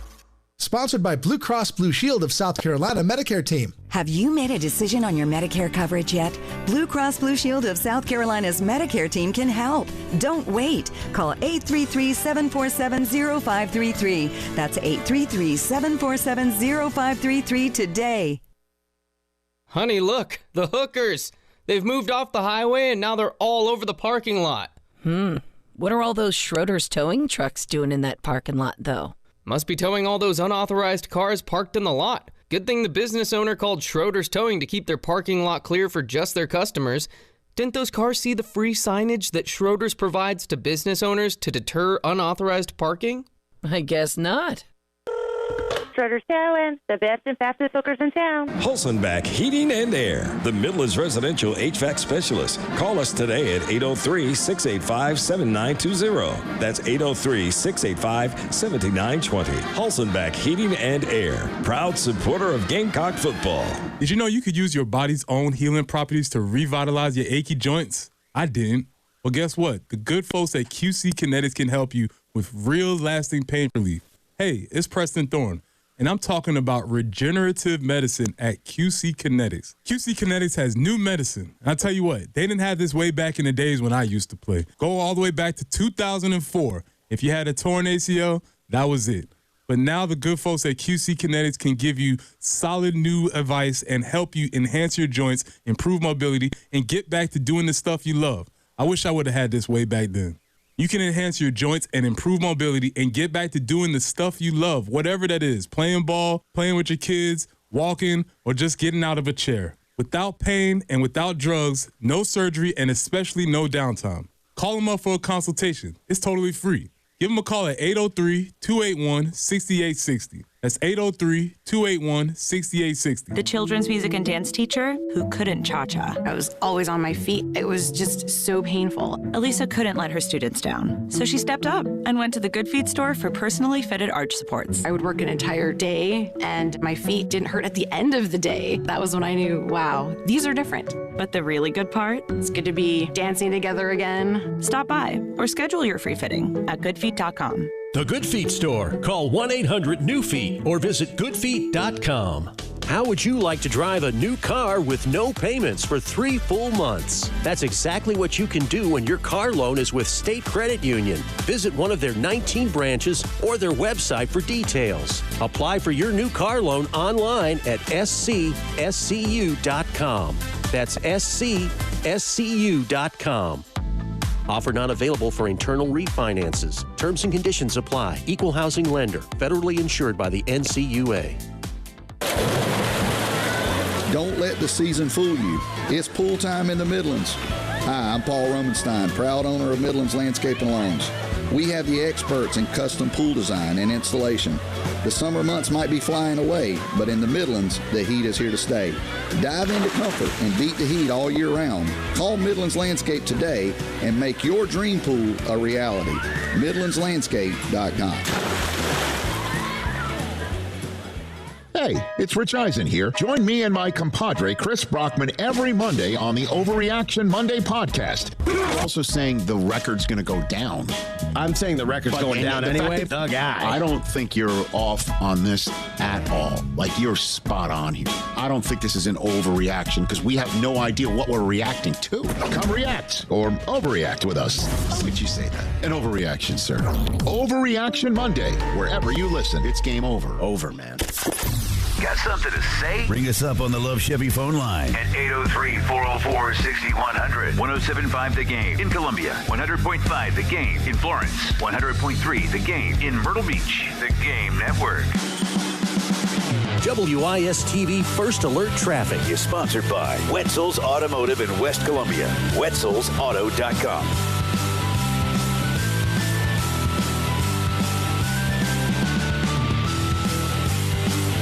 Definitely a holiday Monday out there. No accidents to report. Doesn't appear we have any major slowdowns as well, so we will welcome that for the start of your work week, or maybe not work week for you.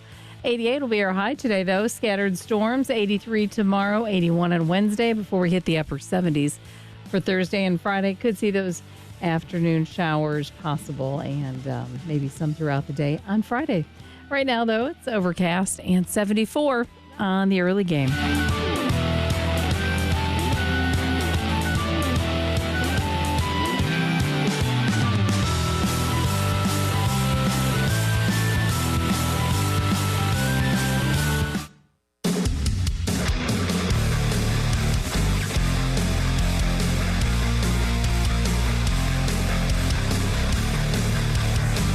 'It's Reaction Monday. Sponsored by Carolina Honda Powerhouse. CarolinaHonda.com. From the Midlands to the PD to the beach. The Game Network. What you're talking about. Sponsored by Love Chevrolet. On the Game Network.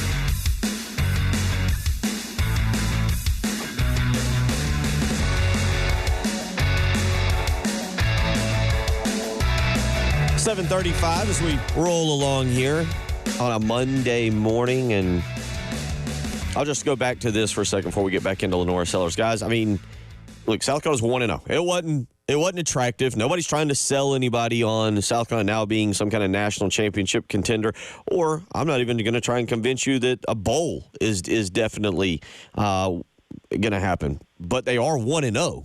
South Carolina is 1-0 and is a lot different than other teams this weekend. And I think the part about that, Preston, is it keeps everybody invested for at least one more week. Yeah, I mean, everybody's tuned in. I don't know what's the differences between, how they started and what's going to happen this week. You might see a very different team walk out there on Saturday. I just think the performance on past Saturday was disappointing because we had all built up to this being the season opener, and that was a disappointment. Jamie, are you with that? Yeah. Look, man, they're 1-0, and we've all been around a long time. We've all seen things here that really don't feel good, and they honestly make a lot of people laugh at you. And they didn't do that on Saturday night. I mean, in all this conversation, how bad the offense was, the defense was what I thought it was. Like that's really good on that side of the football, and I think they have a lot of stuff to work with. And I don't think that week one is indicative anymore of who you are. I think it's who you can be, but I don't think it's who you are. And I think that they will be different this weekend in Lexington. Going back to Lenora Sellers, I think what will be interesting is how he develops, how he changes a little bit. I'll tell you what, Jen, let's go back here and let's play that Lenora Sellers audio here. I should have asked you for this during the break and get both of y'all's take on this. This is Sellers after the game. This is number 26, Jen. I apologize, 26. And this is a short clip that I think when I heard it yesterday, I was like, oh, Lenora Sellers learned a little bit about what it's like to be a college football quarterback. Here's what Lenora Sellers said after the game on Saturday. So really, it's not as easy as you might think it is. You just got to prepare the right way. I need to get better. I'll say just being more patient, just being myself, just being confident. No, it's not as easy as you thought it was going to be.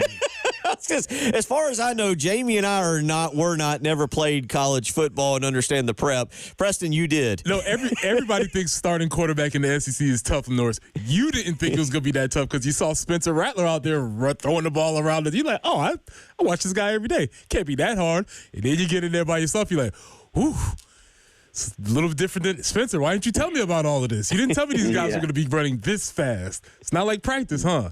So, yeah, I think he might have figured out, like, oh, this is something a little bit different than I personally anticipate. Doesn't mean he's not ready to meet the moment, but it probably just caught up to him a little bit like, oh, this is a different level. Well, and I tell you that what I was going to say going into the break, there were two plays in particular that really stood out to me very, very early within the first quarter.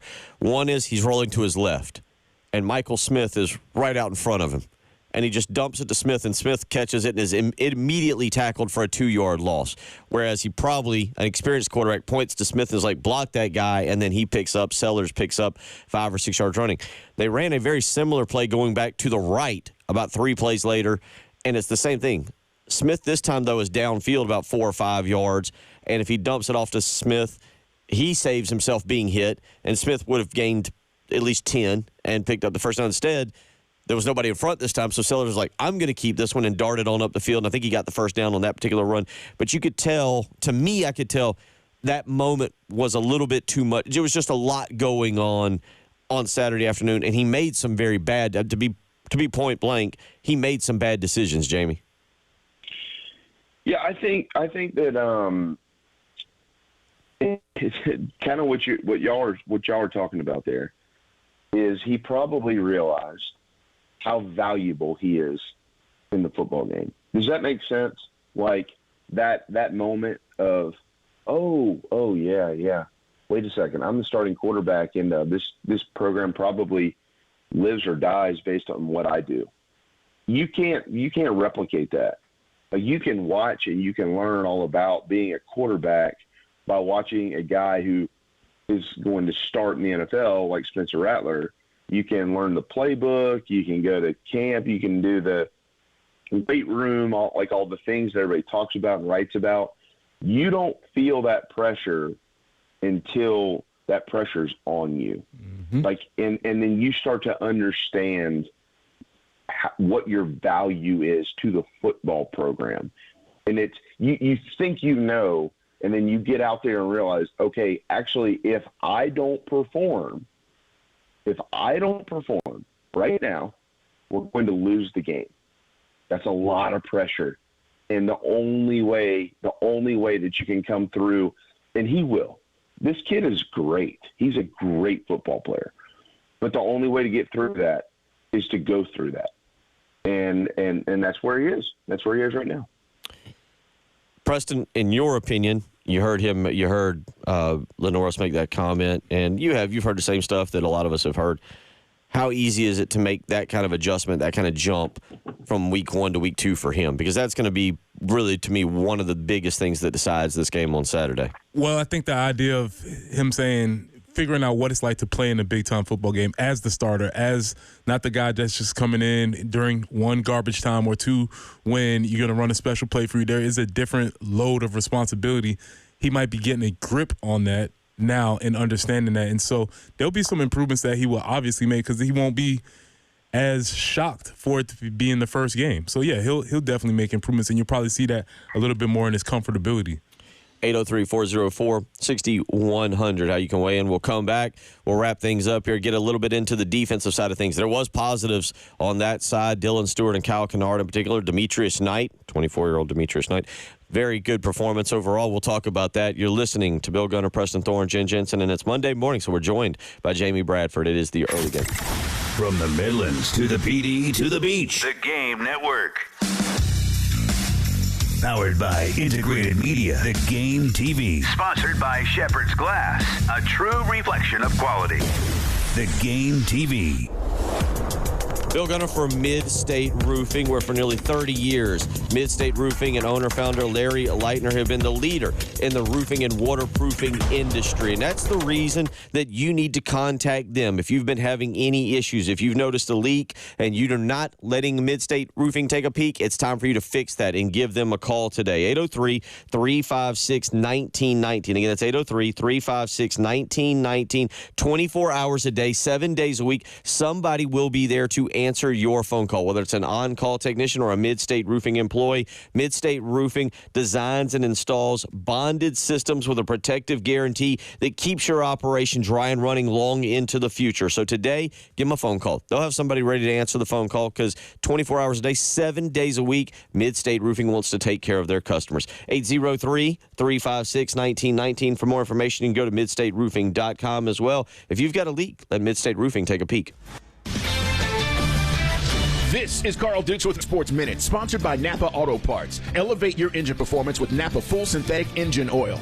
We saw some great quarterback performances this weekend in college football, but maybe none better than Miller Moss at USC, who passed for 378 yards and a touchdown to lead the Trojans over the Tigers. Through all the conversation about who's the best, we might have just seen him last night. I'm Carl Dukes.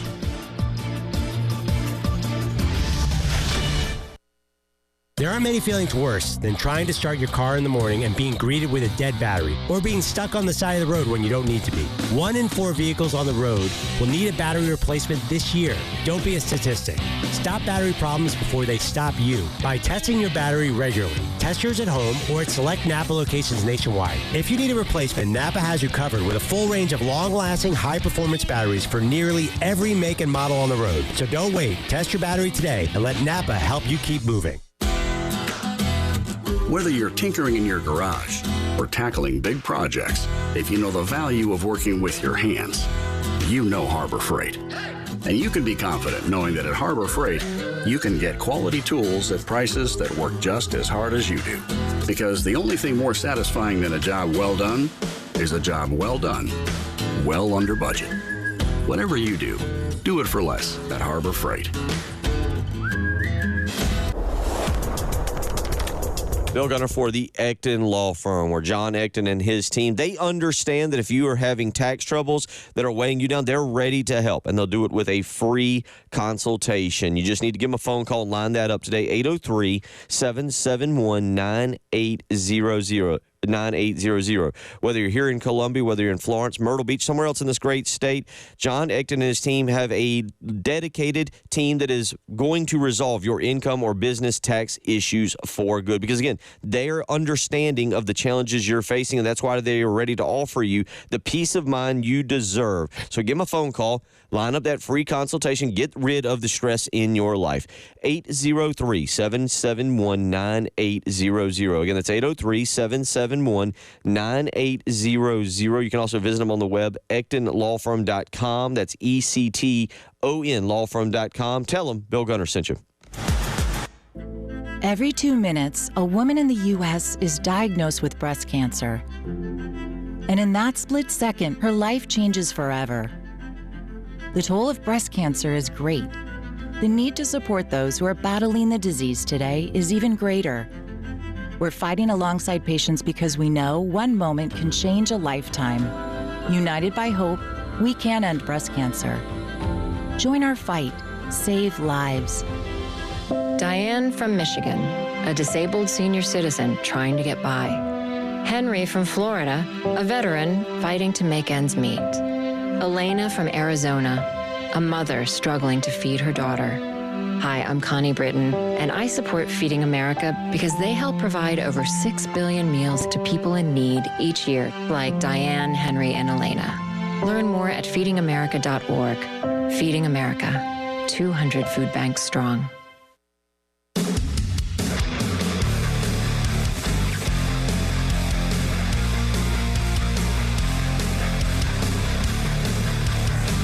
It's Reaction Monday. Sponsored by Carolina Honda Powerhouse. CarolinaHonda.com. From the Midlands to the PD to the beach.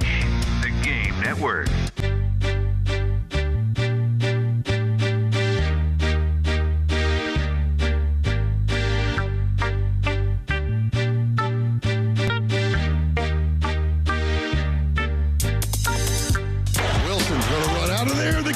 will have none of it. Another fumble. And this time, the guys in the Garnet and Black have got it. What a stick on Wilson. And the call is Carolina takes the football, the third turnover on the afternoon, and this gives us life with 6:48 to go in the ball game, down 3. Yeah, I thought they were really good. Kind of goes back to we have more guys that can rush the passer than what we did last season. We have Kyle, who was a transfer obviously coming in. JT Gear's back healthy. Dylan Stewart's obviously a true freshman and did a great job. I thought they did a really good job. We just gave Dylan Stewart a game ball in there because he made a heck of a play. On the strip sack right there, on that turnover to allow us to, obviously that was a huge play in the game. And then, I don't analyze the stat sheet before I go in there and figure out who gets game balls. I knew Kyle Kennard had played a pretty good game. I made the mistake. I didn't give him one. And then actually TJ Sanders grabbed me and said, please, trust me on this. You better give him a game ball. And he was right. He had, 2.5 sacks, 4.5 tackles for loss. So pretty good night for Kyle. He's done a great job and like the way those guys play. And then we've got to continue to keep developing depth and bring those guys along as well. Desmond, we put him in there at the end of the game. He's got to be able to continue to help us, and we have depth there on the defensive line as well. So we gave those guys game balls. We gave you a game ball, Jeff Crane. Congrats on your first win back as a Gamecock. So we gave you a game ball, but you weren't in there for it. But we'll make sure we get that to you. You're out there doing your job as well, but glad you're back and appreciate you as well.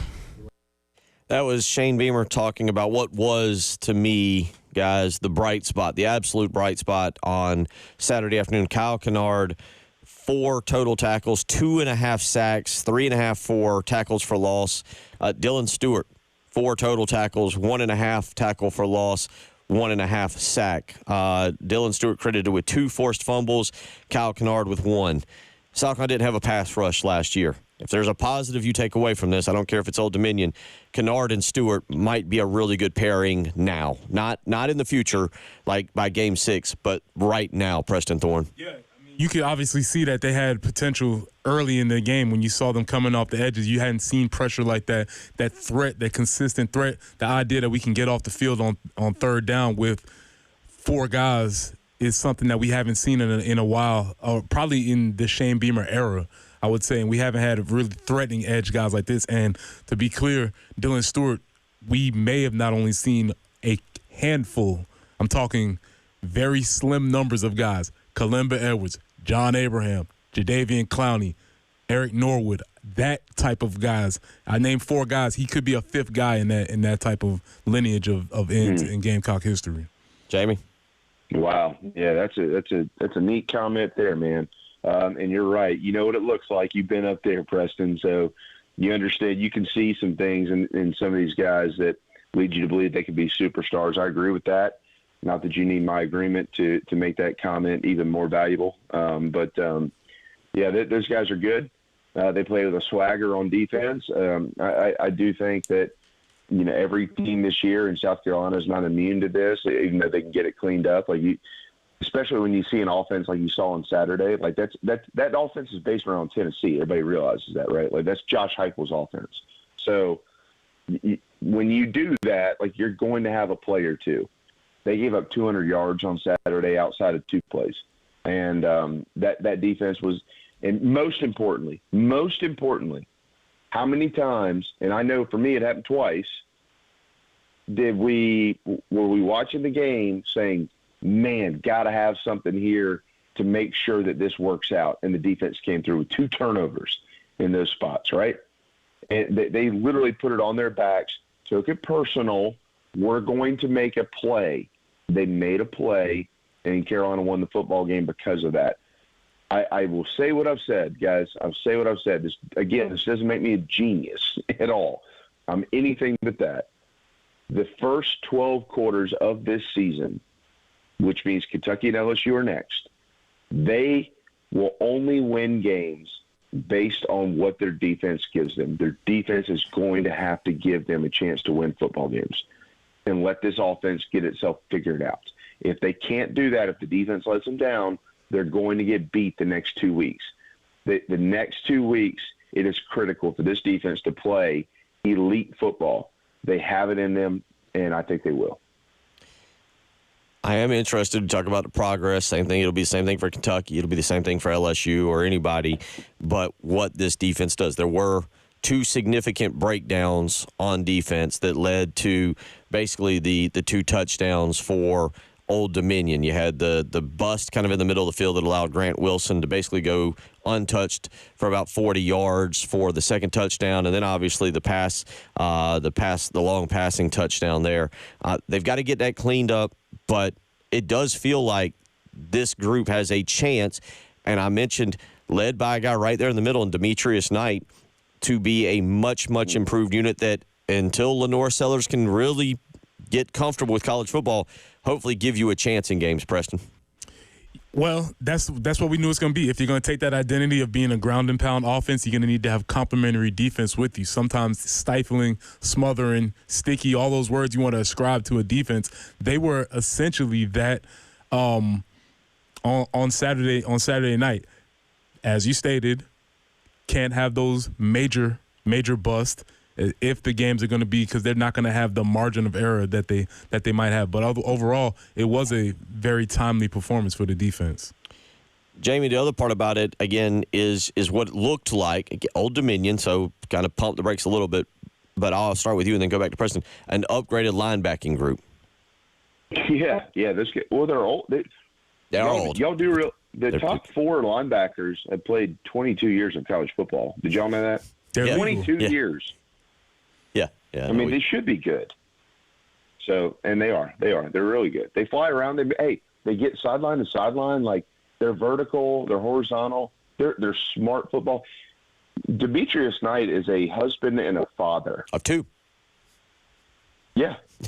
I trust that guy. I like him. 17. Watch 17. He's going to have a great year.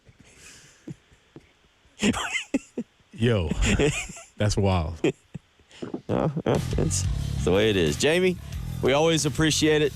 Know you've got a lot going on. Y'all got a lot of good stuff on y'all show this week. We'll count down. We'll see where we stand next Monday. Yeah, you're right about that. I might call in sick next Monday if it goes bad on Saturday night, but I don't think it will. Oh. So we'll see you next week. Always appreciate it. Appreciate you. Labor Day. See you guys. We'll come back. We got some Thorns, Buds, and Roses. We'll look around college football more. Keep it up. It's the early game.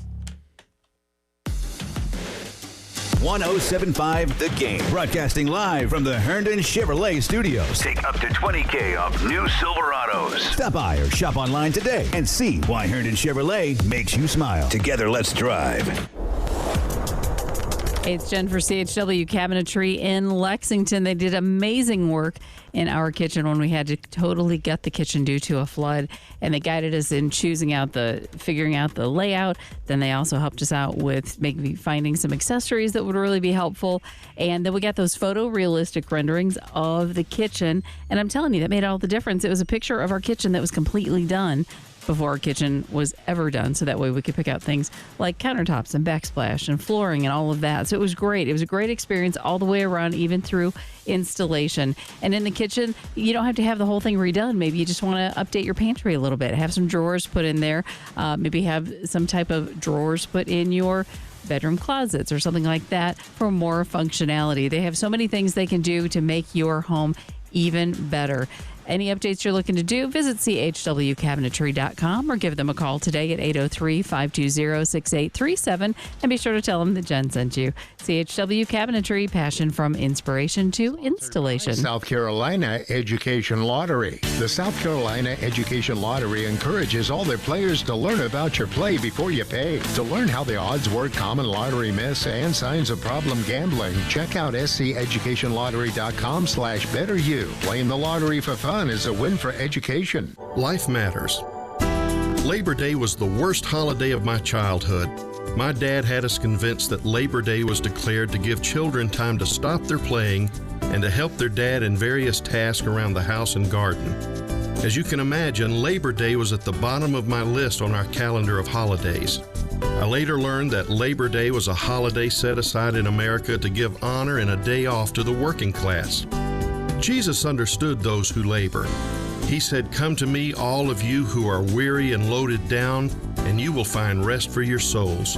My work is easy, and my load is light. Jesus knows that life can drain us, so he offers spiritual and emotional help to anyone who will bring him into their world. Life with Jesus doesn't mean freedom from problems, but it does mean that God himself will come alongside and be our helper. Sounds like a good deal to me. This is Pastor Stephen Chitty of Christian Life. Remember, life matters, and so do you.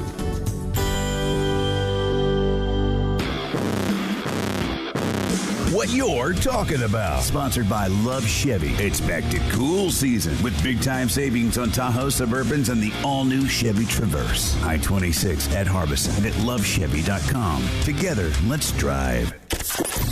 Got something to say? Bring us up on the Love Chevy phone line. At 803-404-6100. 107.5 The Game in Columbia. 100.5 The Game in Florence. 100.3 The Game in Myrtle Beach. The Game Network.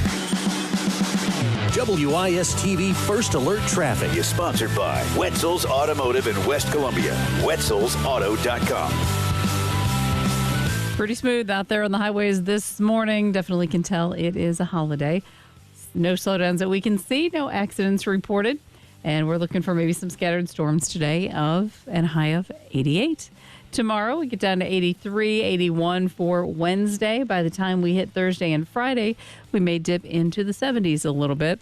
And also could see some showers coming in Thursday and Friday. So, you know, rolling into September, a little bit cooler. 74 right now on the early game.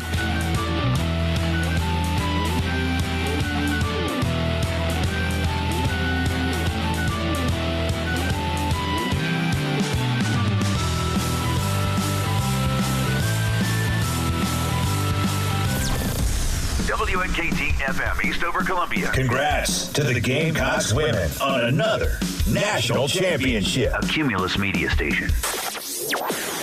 It's Reaction Monday. Tell us all about it. I also know that we're going to get better throwing the football. We had 3 receivers that played a lot of snaps tonight that weren't even here during spring practice. Sponsored by Carolina Honda Powerhouse, your local source for Honda power sports, ATVs, motorcycles, scooters, side-by-sides, and generators. Exit 70 off I-20, turn by the Flying J. Online at carolinahonda.com. From the Midlands to the PD to the beach, the Game Network.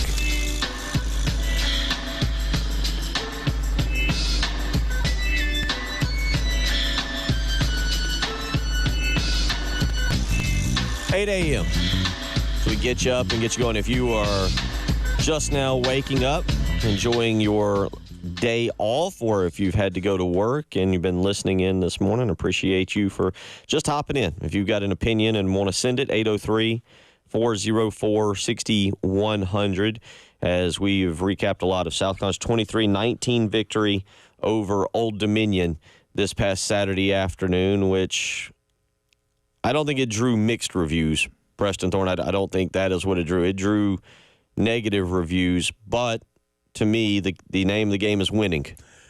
I hear that, and I reject that premise. Yeah. The name of the game is to be better than they were. They won by circumstance, but that was disappointing. I don't think there's any other way to slice it. So you took the Dabo Swinney approach. As in? Dabo Swinney on game day, either knowing what was about to occur or setting himself up, said it was not about the score on the scoreboard, it's about how you played. Yeah, maybe that's true. Yeah, the opposite way. Now I know what Dabo was trying to do. He was trying to set something up. But I'm the opposite way. The scoreboard doesn't matter. The scoreboard might be an indicator, but that was not indicative of a team that's going to be successful or a team that has prepared all preseason to give that performance. And I was going back to what Shane said. You're right. You only get 12 of these. So if you go out there and you waste one with that performance, that is unacceptable for him and for the team. So if this team has any thoughts of moving forward, of becoming a team that can win 7 to 8 games or whatever the case, that performance cannot be acceptable. Team and fan are two entirely different things, the way I look at it. I've walked out of that stadium having seen some stuff. I saw some stuff on Saturday afternoon, but I saw a victory, and that's the goal. Now, expectations are an entirely different thing as to what you thought this team. I did say on Friday 7-5. I did think this one I had 27-13. I thought it actually kind of played out similar to what I thought. There was a play here and a play there that adjusted the score that made it more in jeopardy than I thought it would be. But I didn't think it would be an overly attractive game. I thought South Carolina would be in command more than they were. I thought they would try to run it. There was nothing that made me think the offensive line would come out and just blow away Old Dominion. History did not suggest that. We will see, though, what the improvement is. And look, as I just said, Preston, based on history, I do not like where South Carolina stands in the month of September. I gave you some numbers earlier. Under Shane Beamer, South Carolina has now, I did the first 4 games of the season and the last 4 games of the season because I feel like I'm personally, speaking for myself here, not for Preston, for Jen, or anyone else here at 107.5 The Game, I personally feel like I'm starting to see a trend. The program is not necessarily prepared for the first 4 games of the year. Let me give you the stat that I gave Preston Thorn. They're 7-6 in Shane Beamer's first 4 years. The first 4 games of the season, South Carolina now is 7-6 in those first 4 games. That's above 500. But here are the wins. Eastern Illinois, on the road at East Carolina, needed a last-second field goal. Georgia State, kind of an ugly opener. Charlotte, actually a 50-pointer. But again, it was Charlotte, and they were really bad. You remember watching that game? It didn't feel like 50 It was a very odd, you're right. Yes. Furman last year, which, again, wasn't a particularly great performance after the North Carolina game. Old Dominion, and then an SEC victory and a Power 5 victory, if you will. Now a Power 4 victory, but Mississippi State. Those are your 7 victories. Eastern Illinois, East Carolina, Georgia State, Charlotte, Furman, Old Dominion, and Mississippi State that have all come in the first 4 games of the season as you're trying to get out of the gates. The losses, some of them make sense. 3 of them to Georgia, 2 of which have been on the road. 16-10 loss to Kentucky in year 1. Yes. But if we're going to dig down into this, those losses at Georgia's were blowouts. 2 of them. One of them. Well, the two of the 3 losses. I'm sorry. The one loss at Georgia the first year, and then the second year. You're right about it. I'm not blown out. So it's not even. Yes, they were Georgia. Yes, but they did get their doors blown off in those games. Very true. So those are your 6 losses. Now go to the back end of the season, and South Carolina in those final 4 games of each season, final 4 games are 8-4, and the difference there is you have some very nice victories, including 2 top 10 victories. In the final 4 games of the season over the last 3 years, will be 4, obviously, when we get to the late in the season, Vanderbilt and Jacksonville State, but then a win over Kentucky, a win over Texas A&M, a win over Tennessee, a win over Clemson, a win over Florida, and a win over Auburn. 8 victories. The 4 losses, 2 of them to Clemson, 1 of them on the road, a bad loss on the road at Florida, and another loss on the road at Missouri. It's if you will, it is my positive lining of the morning that for whatever reason, or the way they practice in the preseason or whatever they do during the season, this team does seem to improve as the season goes along. That's great. But it's not we did a 131-day countdown until the season. Very true. The season didn't just pop out of the closet on them and like, oh, the season's here? I didn't know. And that's why I ask you that about the way y'all were trained under Lou Holtz, because obviously very good at the beginning. It's very physical.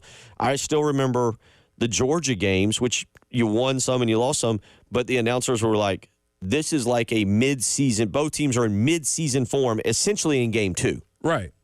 The idea, and again, I played a long, long time ago. The idea is to be prepared early in the year. What Lou did not do, though, was he didn't ease off the horse by the end of the race, right? He kept trying to, bang the horse, trying to go faster and faster. You want to have him prepared earlier, and then as the season ends, you can let off and do those different types of things. That is a trend that I think we can see moving forward with it. My thing is, though, you don't want to put yourself in these situations where you're playing with your back against the wall at the end of seasons, trying to reclaim a season as opposed to moving forward in a season. We want to be going into these end of the seasons having chances to make our seasons special, not just trying to qualify for bowl eligibility. We want to be going into those last 4 games with 6 wins, trying to make it 8 or 7 wins, trying to make it 9, not trying to scratch and claw. We've seen they can do that, but we don't want to do that. You don't always want to be dependent on a miraculous performance against Tennessee or winning 4 straight like right. they had to do And last unfortunately, year. that is where I see this going. That's not what you want to be able to do. I do right now after Saturday, if you ask me, I do see this going into a situation where South Carolina will have to have another, which is not what you want November to remember, and that certainly is not what you want to do. Let me ask you this. Comes up on the text line from Brad. Says, basically he's asking, what kind of practice would you have this week? Do you go in and do you, as he says, bust heads? Do you how would you view a practice? How would Coach Thorn view a practice this week? It's a great question. I would have to know the psyche of the team, but yeah, we have to be more physical, and we have to tell them that was unacceptable. That was unacceptable. The things that we've done in practice to the point we'd have to turn the heat up on them, whatever that case is. Shane made very clear and obvious. The wide receivers were a major question mark coming into the game. They did not block worth a crap. He said that. That's not my words. He said that they did not block. So, hey, my man, you're not playing. This depth chart that has 5 people on it, if you don't block, no rock. It's real simple. Let's clean out all of the trash, all the charity work of, oh, this guy might play. Nah, man, if you don't perform during practice, you might not make the travel list, which some of them are going to find out, oh, that travel list is a lot shorter. And then 2, you're not playing. We got guys that can play, who've proven that they can play. Everybody else, man, you're going to have to prove it in practice. 803-404-6100. Let's get out to the phone lines. Ray wants to weigh in this morning. Ray, how you doing? Oh, guys, doing all right. I've always said I'm a Beamer fan, and I still am. But what's that old saying? You can sugarcoat it, but then what's that saying impressive when it comes to accountability at the end of the day? At the end of the day. Yeah, and when you hear that, when you hear somebody say that, you kind of know where it's going to. But, oh, my goodness. And I'm going to tell you, am I worried about Sellers? Not so much. He's a freshman. He's very talented. Am I over worried about these wide receivers? Not a whole lot. You know what? They're college guys. They'll catch the football. They'll figure it out. Our defense, I got to give Coach White a lot of credit. Got to give him a lot of credit. You think about our 2 touchdown drives. One was from the 4-yard line and one's from the 6-yard line, created by that defense. I guess, what's the old saying, the 800-pound gorilla or the white elephant in the room? It's the offensive line, guys. We cannot block. And I know we had some yards rushing, but look how many of those were Sellers getting to the outside or Rocket making a guy miss at the line of scrimmage. Did you see many gaping holes out there, Preston? I did not. I didn't either. And that's very concerning. And I will tell you, somebody asked, the coach, asked Beamer after the game of offensive line. He got defensive. And then he started talking about the wide receivers weren't blocking. I'm like, pal, it starts in the trenches. Our guys do not fire off the line of scrimmage. To me, it looks like they're trying to zone block when you want to be a power running team. When you played those great guys at Arkansas many years ago, were those guys zone blocking, those All-Americans? They were hitting you in the face, weren't they? Correct. I mean, they were firing off the line of scrimmage. We don't do that. And I said it at the beginning of the summer. And, Bill, you even said this, the preseason, until this team, talking about the Gamecocks, can line up and physically whip somebody at the line of scrimmage. It's hard to say what they're going to do. And I give you an example. Our offensive coordinator, Dow Loggins, he's had 13 games in. I can't say whether he's good or he's not good because the offensive line is so porous. And I really think, if they really think we can get a shot at getting bowl eligible, now, I know that Coach Beamer's not going to do this because he's really good friends with the offensive line coach. From what I understand, he needs to make Sean Elliott over the offensive line coach, over the offensive line, because we are not firing off the line of scrimmage. There was one player, Rocket, got the ball off tackle. There were 3 or 4 guys that tackled him. And Preston, there were 3 or 4 of our offensive linemen who were just standing around. And I'm not exaggerating, but to me, until this offensive line learns how to fire off, don't they have the old driving sleigh at the university? You see it at every high school field. They need to practice those offensive linemen firing off the ball. That was so disappointing. But hey, guys, thanks for letting me talk. Appreciate the phone call, Ray. Let's get back out to the phone lines. Gamecock Larry, got about 2 minutes with you. You can weigh in. What do you got on your mind? Well, I ain't got nothing much to say. We stumped. we stunk. But the defense, I think, played good. They just ran out of whatever you call it. But you know what? I got something to say to Coach Beamer. Coach Beamer, we got more players on the offensive team than Sellers and Sanders. Why didn't you put some of this other quarterback in? Why didn't you put a few other running backs in? All of us, Sellers and Sanders, and a little bit of Juju. That's all I got to say, but we're going to be all right. We're going to Kentucky, and we're going to get at least 420 yards offense. Go Gamecocks. That's all I got to say. Disappointed, but an ugly win is better than a pretty loss. Go Gamecocks. There you go. All right. Stink, as he said, they were not good, but we're going to Kentucky. We'll get it right. It's the positive attitude you got to have. 803-404-6100. It was a busy weekend. Preston Thorne will tell us all about it. Little Thorns, Buds, and Roses. You're listening to the early game. 107.5 The Game. In Columbia. 100.5 The Game. In Florence. 100.3 The Game. In Myrtle Beach. The Game Network. Ever sit in this meeting? What would you say you do here? I have people skills. I am good at dealing with people. Can't you understand that? Think to yourself, man, I'd rather be listening to the game. You're listening to Bill Gunner, Preston Thorne, Jen Jensen. It's the early game. Well, just go to iTunes or Google Play and download our app on all of your devices, and you'll never be without the game again. 107.5 The Game. Broadcasting live from the Herndon Chevrolet Studios. Take up to $20,000 off new Silverados. Stop by or shop online today and see why Herndon Chevrolet makes you smile. Together, let's drive. Did you know that you can use your body's own healing properties to revitalize your achy joints and get your real lasting pain relief? I'm talking about advanced medicine at QC Kinetics. If you're tired of arthritic pain in your knees, hips, back, or shoulders, this is something you need to check out.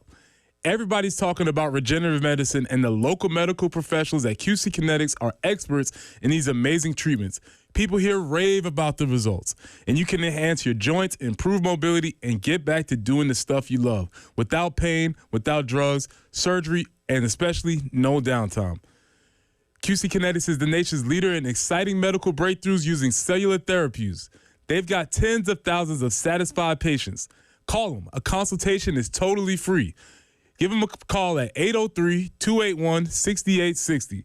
That's 803-281-6860. Again, 803-281-6860. Looking for a reliable propane provider? Choose Palmetto Propane, your complete solution for home and business. With over 65 years of experience, we provide exceptional service you can count on. From Rinnai tankless water heaters to commercial fuel services to run your business, Palmetto Propane delivers. Let us create a customized solution that works for you. Visit us at palmettopropane.com to learn more. Is that your new Nissan Rogue? Yeah. Crazy story. I'm at the Nissan end of summer sales event when Laura, the saleswoman, asks, "Want to test drive the Rogue?" I'm like, let's go. We're driving when Laura says, "Want to see something cool? VC turbo engine." I hit the gas and whoosh. I'm like, okay, wasn't expecting that. Laura goes, "Check this out." She shows me the miles per gallon, and I'm like, wow, that's pretty impressive fuel economy. These new Nissan Rogues are going fast. I knew I had to have that Nissan Rogue. Crazy, right? Wait till you hear how I got my Nissan Sentra. Get up to $2,500 total savings on remaining select early model 2024 Rogue Platinum trims. 2024 EPA fuel economy estimates from 28 city 34 highway to 30 city 37 highway for 2024 Nissan Rogue. Actual mileage may vary. Total savings consists of $1,250 retail customer cash plus $1,250 bonus cash on select remaining 2024 Rogue inventory as available at your local dealership. Select Rogue bonus cash available on 40% of dealers' most aged inventory. Updated weekly. Available on purchase from new dealer stock. Contact your local dealer for current inventory information. Ends 9/3/24. Paul Grant here, Columbia's secret for weight loss. We are celebrating our 1-year anniversary. We are continuing our mission to help you realize the joy joy and satisfaction of achieving healthy weight loss permanently. Now is the time for you and your family to get on the road to better health. That's right, Paul. I'm Elijah Campbell from 107.5 The Game, and Columbia's Secret for Weight Loss did wonders for my weight loss journey and helping me achieve my goal. But losing weight doesn't have to be an individualized experience. And to celebrate 1 year of successful operation here in the Midlands, Columbia's Secret for Weight Loss is offering a buy one, get one free deal up to September 30th. So you can go through this life-changing process with a friend or a family member. But don't wait. Time is running out. We teach your body to burn fat the way you're supposed to. Learn how to lose up to 1 pound of fat per day. Not only can you lose your weight and hit your goal, but now you have the real potential to keep it off permanently. To schedule your free consultation, visit ColumbiaSecretForWeightLoss.com. That's ColumbiaSecretForWeightLoss.com. Results may vary. Morisco's Don Cameron is the sweet deal of the week. Get a $50 gift certificate for just $25. Visit 1075thegame.com beginning this Friday at 9 a.m. to get your $50 gift certificate to Morisco's Don Cameron for just $25. I had this illness that really made me powerless over alcohol. I can't say to anyone, no, don't drink. But I can say that when you decide you don't want to drink, the door to AA is always open. Visit aacolumbia.org for more information and to find an AA meeting near you. WIS-TV First Alert Traffic is sponsored by Wetzel's Automotive in West Columbia. Wetzel'sAuto.com.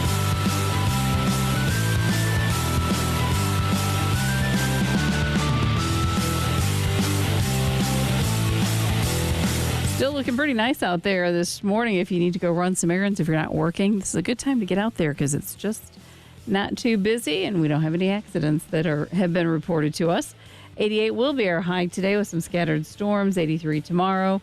Some clouds continuing on Wednesday through the rest of the week. As we look to the end of the week, we might see upper 70s for our temperatures as a little bit of rain comes in. But it's kind of holding steady right now. It's overcast, 74 on 107.5 The Game.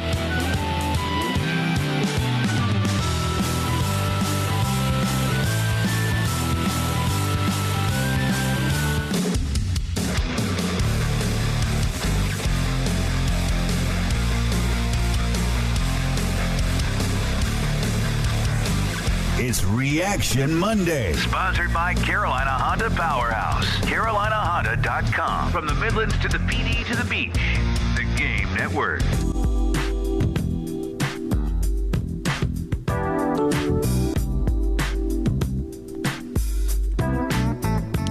Reminder, the Lawyer Lisa Special Teams Contest is back. And it was almost won right away in week one. If South Carolina scores a special teams touchdown, someone gets $100. If they do not score a special teams touchdown, which they did not, $100 goes into the pot, and it'll be up for grabs once again next week. So that means this week, $200, because despite Brady Hunt making actually a pretty impressive catch, it got called back, Preston Thorn. Yeah, it doesn't count. It didn't count. Doesn't count. Now, Brady Hunt can be sneaky about that and keep that on his highlight reel without context, and nobody will know any better. I do that. Actually, Kai should. Yeah. For sure. Another dime that he threw. And wiggled his way out of a sack, too. Yeah. Like, I kind of moved around a little bit. Just put it on your highlight reel, no context behind it. Make sure you edit it so that you keep the flags out. It'll look good. So, yeah, you can go to 1075thegame.com and register because, well, since that happened, it will now be a $200 pot this week. So go to 1075thegame.com and register for the Lawyer Lisa Special Teams Contest there and enter yourself in that drawing. 803-404-6100, how you can weigh in if you want to do so. Get to some of these text messages coming up here in just a little bit. Real quick, Jack says, watched 4-5 of our SEC competitors this weekend. Unless we find a quarterback that can throw and a strong offensive line that can block, we may not win a single Southeastern Conference game. So, yeah, we'll see. We'll see. Yeah, we'll see. I take each game on its value. I'm not into projecting for the future. We got a couple of games to build data for that. That one singular game was extremely disappointing. I don't know how that bodes for the next week's game. Busy weekend of sports. You ready to break it down? I got it. Hit it, Jen.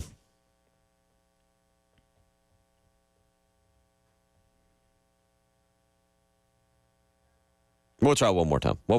Hit it, Jen. It's time for Thorns, Buds, and Roses with Preston Thorn on the early game. 107.5 The Game. lot that was going on this weekend, but I'm going to laser this Thorns, Buds, and Roses into one singular person. Oh. Thorns. Depth charts. Is there any reason why Dylan Stewart was not the starting defensive end? You're telling me that he just all of a sudden showed up, this guy? You're telling me that Jatius Gear or any of those other defensive ends that they have deserve the right to go out there and start? Impossible. This dude's performance was leaps and bounds above anybody else that has, aside from Kyle Kennard. Why wasn't he starting? What are we doing? What are we trying to save, preserve, start? He's the best player. He should be starting. If he's not marching out there as the number one starter with the first unit on Saturday, we have a problem. Thorns, let's stop playing around with the depth charts. Put the people who are supposed to be there.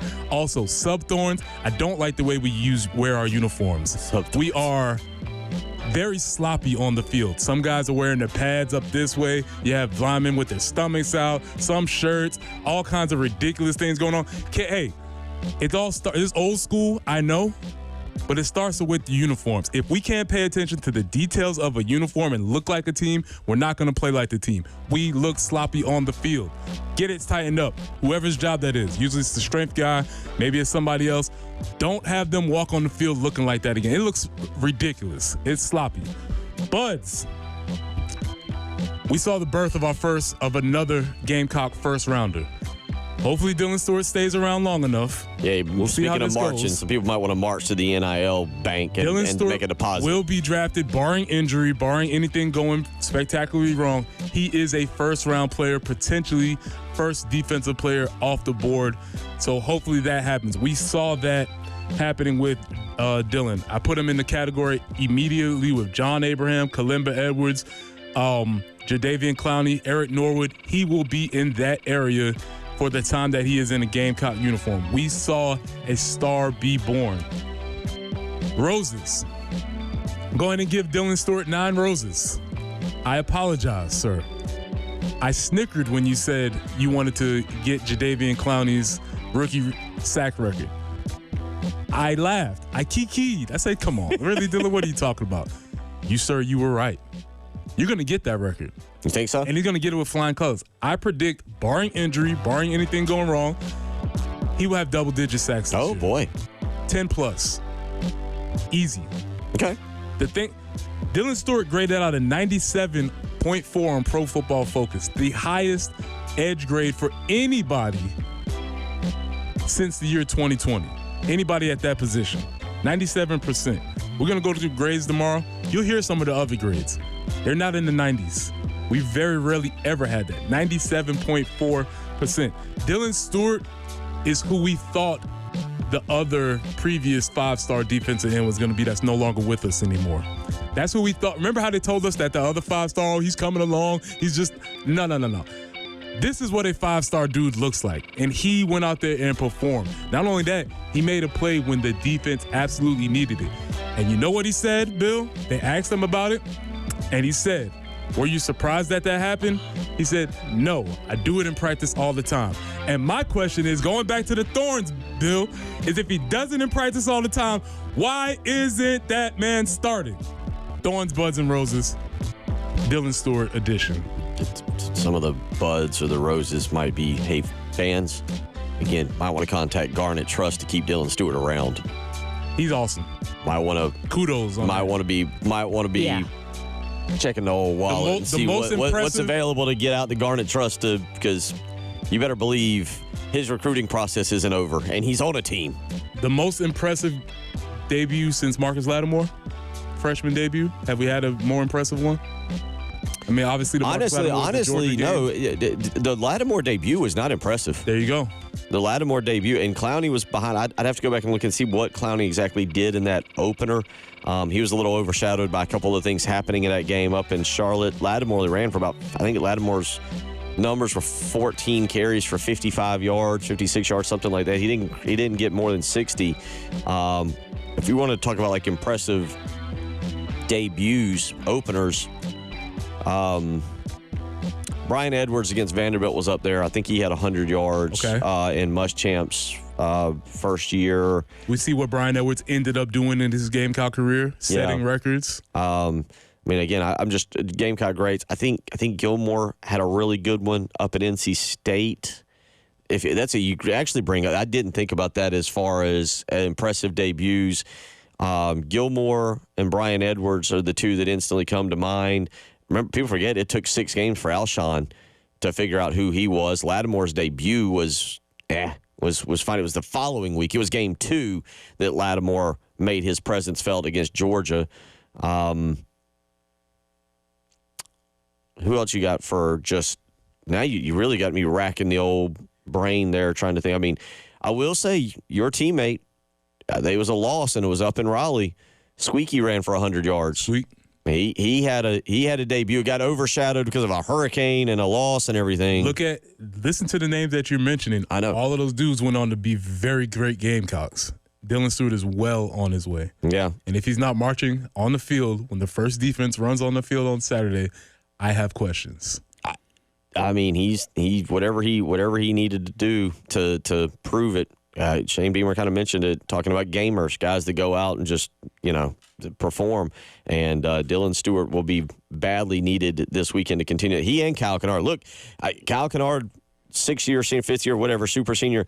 His debut, his Gamecock debut would be up there. Best transfer portal debut. What did Rattler do? I mean, yes. There's nothing else that. I mean, Rattler was good. I think they won that game, but I don't know what. I'd have to go back and look. I was trying to go back and just look at. So did we have the best transfer portal and the best freshman debut? Maybe. I'll be interested to see where they go with that defense. I'll be really interested to see. By the way, the other guy that you mentioned, that other 5-star, 3 tackles, half a sack, and 1 tackle for loss. In his 6th year? He's up there. Exactly. He's up there. That's what they told us. They were trying to tell us the whole time. No, he's a 5-star. He's going to come along. He's developing. No. You are a 5-star dude. You go out there and make plays immediately. Yeah, Dylan Stewart, I'm with you on that. That's a really interesting question, I think, because I think you might have struck something there. That might have been the most impressive debut for anyone in at least the last 24 years, going back to 2000 against Watson. Well, I guess that would have been 99. Watson would have been 99. Brian Edwards would have been 2016. Maybe I'm forgetting somebody else in terms of their actual debut. We'll kick that one around and get back into looking around all of college football a little bit here as well. A few more and I have numbers. One more Thorn. You got a Thorn? Jen's got a Thorn. That's a tease. Hang around. You want to hear it. It's the early game. The Game Network in Columbia. 107.5 The Game. In Florence. 100.5 The Game. In Myrtle Beach. 100.3 The Game. It's back! The Lawyer Lisa Special Teams Contest. Just go to 1075thegame.com and register. The pot starts at $100. Every week it increases $100 if Carolina doesn't score a special teams touchdown. But if the Gamecocks do score a special teams touchdown, you could win the pool. Again, just go to 1075thegame.com and register. It's the Lawyer Lisa Special Teams Contest from 1075 The Game. Sponsored by Blue Cross Blue Shield of South Carolina Medicare Team. Have you made a decision on your Medicare coverage yet? Blue Cross Blue Shield of South Carolina's Medicare team can help. Don't wait. Call 833-747-0533. That's 833-747-0533 today. Kickstart your day at 9 a.m. with your Carolina Pick-Me-Up. Sponsored by South Carolina's largest injury law firm, George Sink Injury Lawyers. If you're injured, call 09s today. Get George Sink Law Firm on the line. Call 999-999. The Gamecock Go Pass is back. For only $20 a month, you'll receive access to all non-conference football games, most men's and women's basketball and baseball games, and all softball, soccer, and volleyball games. To learn more about the Gamecock Go Pass, visit thegamecockclub.com/go. Holzenbach Heating and Air, the Midlands residential HVAC specialist. Call us today at 803-685-7920. That's 803-685-7920. Holzenbach Heating and Air, proud supporter of Gamecock football. You already know that Palmetto Citizens Federal Credit Union offers truly free checking and great rates on auto loans, but did you know they do mortgages too? Whether you need a first or second mortgage, a home equity line of credit, or a loan for construction, renovation, a lot, or a manufactured home, Palmetto Citizens has you covered. They're a community financial institution based solely here in the Midlands, so they offer a refreshingly simple mortgage process you won't get from the big banks or online lenders. Along with a great rate, the Palmetto Citizens mortgage team will work with you to tailor the loan to best fit your needs and budget. Apply for your mortgage today by visiting palmettocitizens.org or stopping by any of their 14 branches across the Midlands. Palmetto Citizens, proudly serving this community since 1936. Equal Housing Lender, NMLS ID number 449962. Approval based on credit worthiness. Certain restrictions may apply. Is that your new Nissan Rogue? Yeah. Crazy story. I'm at the Nissan end of summer sales event when Laura, the saleswoman, asks, Want to test drive the Rogue? I'm like, let's go. We're driving when Laura says, Want to see something cool? VC turbo engine. I hit the gas and whoosh. I'm like, okay, wasn't expecting that. Laura goes, Check this out. She shows me the miles per gallon, and I'm like, wow, that's pretty impressive fuel economy. These new Nissan Rogues are going fast. I knew I had to have that Nissan Rogue. Crazy, right? Wait till you hear how I got my Nissan Sentra. Get up to $2,500 total savings on remaining select early model 2024 Rogue Platinum trims. 2024 EPA fuel economy estimates from 28 city 34 highway to 30 city 37 highway for 2024 Nissan Rogue. Actual mileage may vary. Total savings consists of $1,250 retail customer cash plus $1,250 bonus cash on select remaining 2024 Rogue inventory as available at your local dealership. Select Rogue bonus cash available on 40% of dealers' most aged inventory. Updated weekly. Available on purchase from new dealer stock. Contact your local dealer for current inventory information. Ends 9/3/24. Hi, everybody. This is Woody Wyndham here to talk about Pioneer Tree Service. Pioneer Tree Service has more than 4 decades of helping homeowners maintain and manage trees on their property. Their skilled crew offers customized solutions that match your needs and budget. Tree trimming and tree removal can be dangerous. You need to trust the people that are doing the job. Before attempting to remove limbs, call Pioneer Tree Service for a free quote. They remove limbs safely and make sure that future growth is directed away from potential trouble areas such as roof lines and driveways. Cutting down trees takes more than a chainsaw. Even branches can weigh thousands of pounds, and their removal must be handled with care. Pioneer Tree Service offers a full complement of state-of-the-art heavy equipment, from track hose to bucket trucks to safely remove trees and stumps from your property. And no matter where you live, the Gantt girls can get there. And I want you to call them at 803-794-8253. Hit us up on the Firehouse Subs text line, 803-404-6100. Your home of the Gamecocks in Columbia, 107.5 The Game. Also heard on 100.3 The Game in Myrtle Beach and 100.5 The Game in Florence. WIS-TV First Alert Traffic is sponsored by Wetzel's Automotive in West Columbia. Wetzel'sAuto.com.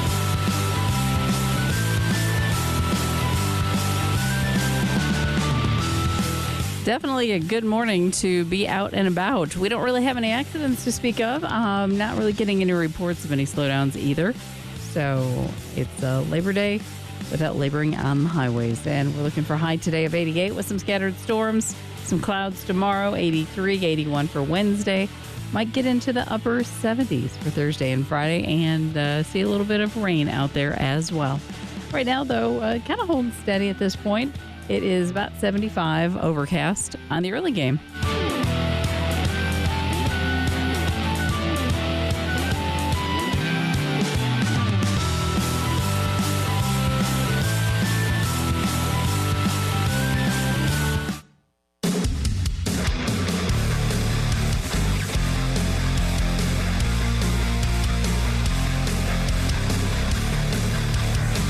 It's Reaction Monday. Sponsored by Carolina Honda Powerhouse. CarolinaHonda.com. From the Midlands to the PD to the beach.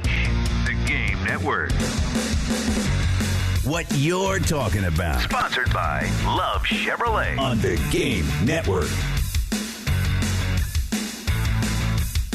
It's back. College football's back. I'm so immersed in it. Made it as long as I could last night. Preston Thorn in the LSU Southern Cal game. Made it as long as I could. It's been a long weekend. And a couple Hootie concerts, being in Darlington Friday morning, South Carolina football in just energy draining heat on Saturday afternoon. Watching NASCAR, watching Darlington last night in a really good race. So I didn't quite make it to the end of the LSU game, but apparently it was bad enough for one Brian Kelly to slam his fist on the table after the game and talk about how his team does not have a killer instinct. Yeah, my boy Brian, man, that was unfortunate last night. If you've listened to the show long enough, you know I'm not fond of Lincoln Riley, and so for him to pull victorious over my secret coach crush Brian Kelly, that was a tough one for me last night. That team last night, LSU, from what I saw, looked good, but just couldn't get out of its own way. I mean, they kept making mistakes that I was kind of blown away by last night, Preston. But that's an LSU team that'll come here last night. Again, Garrett Nussmeier, thought he looked pretty good. They've obviously got a ton of weapons. Nussmeier last night, 29 of 38 for 304 yards and 2 touchdowns. Just kind of made some bad mistakes, some minor mistakes when it mattered most. I mean, LSU gets outscored 14-3 in the fourth quarter. And that's kind of what Brian Kelly was talking about, not having that killer instinct to put the game away. Yeah, and as he said, we keep talking about the same thing. And I'm not deep into LSU's schedules, but I don't know if this is a reoccurring theme, but obviously this is bothering Brian Kelly a lot. I think it has to do with his defense, once again, allowing maybe a little misplaced anger, if you will. Also, Miller Moss last night, the quarterback for Southern Cal, not even missing a beat from Caleb Williams, 27 of 36 for 378 yards and a touchdown. So it was a weekend there for LSU where both defenses actually kind of looked about the same as last year. Well, here's why I'll obviously say this. You would invalidate any other of my opinions if I didn't say that Lincoln Riley is very good at coaching quarterbacks, calling offensive plays. Now he might have gotten a little bit of the defense figured out, because that's all he really needed was a little bit of help last year, or in his years at Oklahoma also. So maybe he's getting that figured out, and that might propel them to the next level. Around the SEC, not a bad. Now, mind you, some of these were FCS teams, Chattanooga and Furman. But the scores: Texas 52-0 over Colorado State. Alabama 63-0 over Western Kentucky. Ole Miss 76-0 over Furman. And then throw in number 15th ranked Tennessee 69-3 over Chattanooga. That's what has us as fans a little bit concerned, because you should be saying in that same breath, South Carolina. Now, they were playing Old Dominion. That's how this week should be going, but it's not. So all the other SEC teams went out and handled business against teams that they were supposed to, and we did not.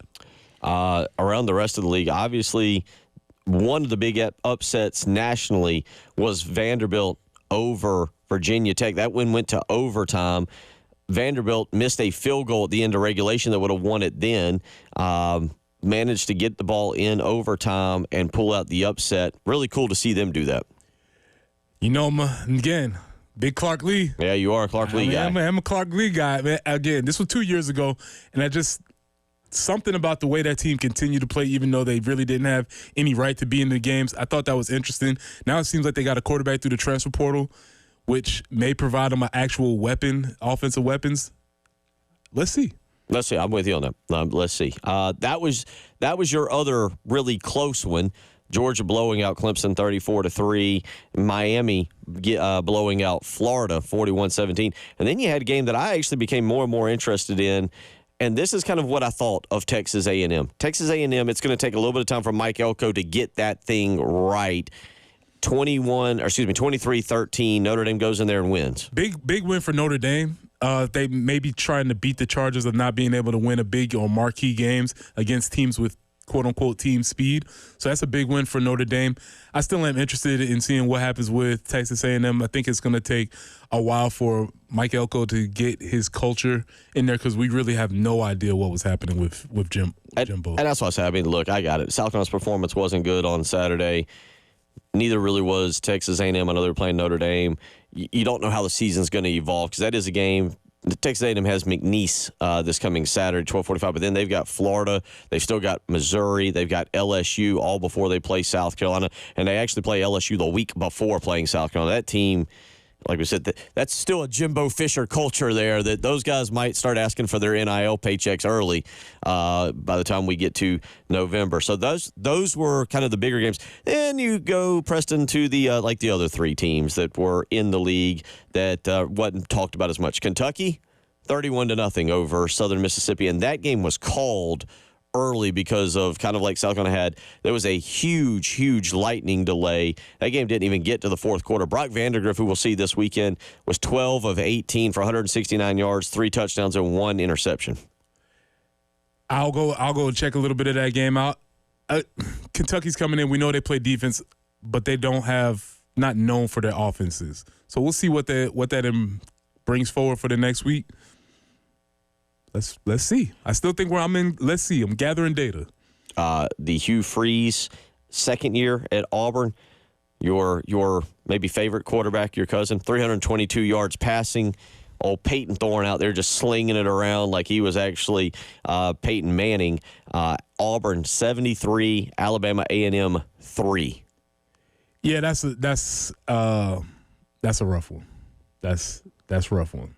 Throw in Jeff Lebby in Mississippi State. Jeff Lebby making his head coaching debut, 56-7 over Eastern Kentucky. Big win for Mississippi State. I really have no clue what to expect out of them. We'll see what that is. Okay. So, kind of to your point there, and then if we want to go back just a little bit further, Arkansas 70, Arkansas Pine Bluff 0, Missouri 51, Missouri State 0.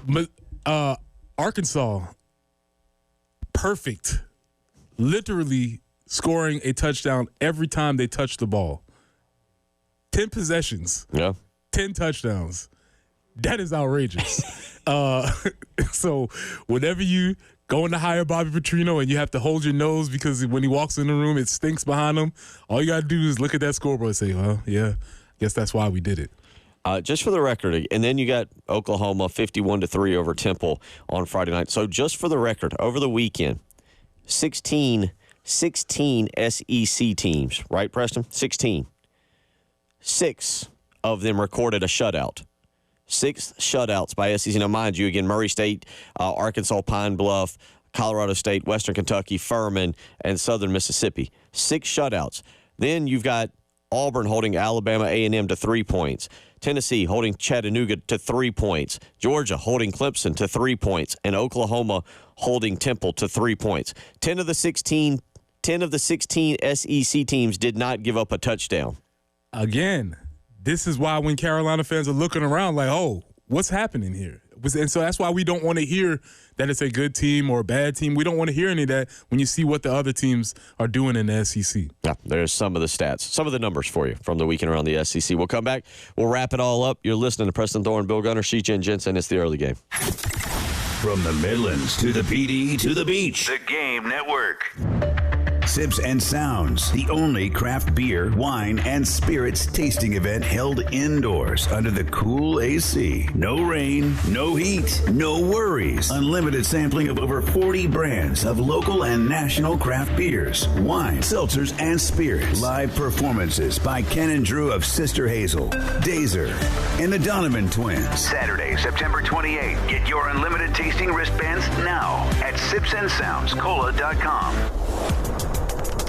Bill Gunner for Mid-State Roofing, where they are ready to help you 24 hours a day, 7 days a week. We might have a little bit of rain on the way, and the question is your roof ready to handle it? And if not, you need to think about that a little bit today, because even on a Labor Day, a holiday, Mid-State Roofing is there to help you with a maintenance contract. Just give them a phone call, 803-356-1919. Again, that's 803-356-1919. You can also visit them online, midstateroofing.com. Whether you got a high-rise or a hospital, it's manufacturing or it's industrial, Mid-State Roofing designs and installs bonded systems with a protective guarantee that keeps your operation dry and running long into the future. So take advantage of Mid-State Roofing being there for you. 24 hours a day, 7 days a week, 803-356-1919. Whether you're here in Columbia, Florence, or Myrtle Beach, they'll give you some help. So if you've got a leak, Let Mid-State Roofing take a peek.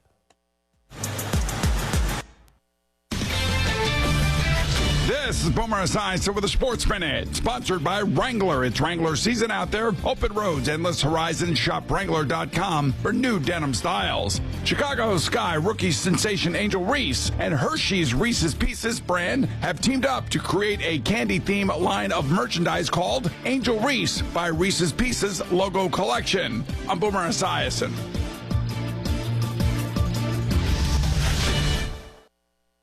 It's Wrangler season out there. Warmer days, cooler nights. Open roads, endless horizons. And you need to be ready in jeans made for the unpredictable. Wrangler, for the ride of life. Shop our newest styles today at Wrangler.com. The only thing more satisfying than a crisp fall day is a crisp fall day inside your cozy, spotless home.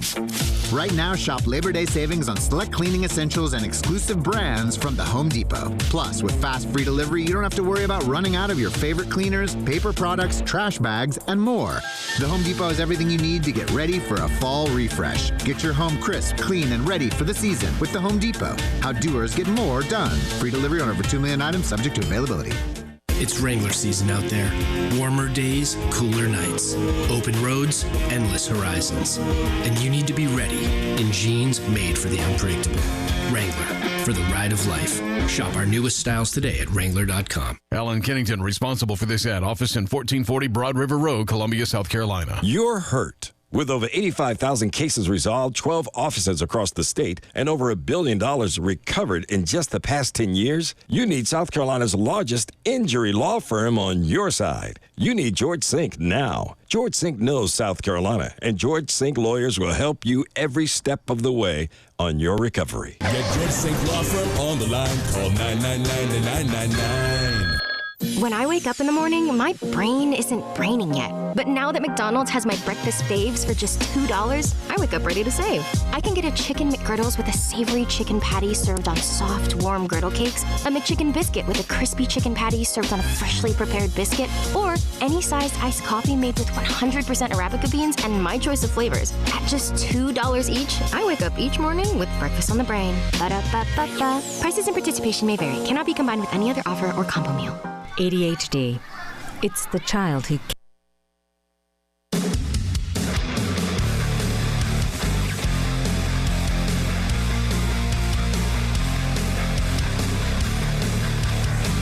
It's Reaction Monday. Sponsored by Carolina Honda Powerhouse. CarolinaHonda.com. From the Midlands to the PD to the beach. The Game Network.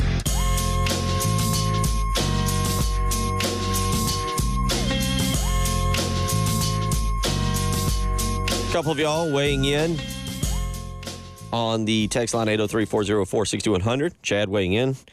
He said, by the look of body language, I think Rocket Sanders may fight his offensive line before the season is over. He looked very frustrated. Yeah, it could be. But I will say this. Rocket Sanders is the most dynamic running back we've had in a Gamecock uniform in a significant period of time. Maybe since Rico Dowdle. Kevin Harris? Or he's different? I think he's more dynamic than Kevin. Kevin was good. No, Kevin was great. Let me take that back. Kevin was great. As you can see, he's still in the league right now, but I think Rocket's a little more dynamic.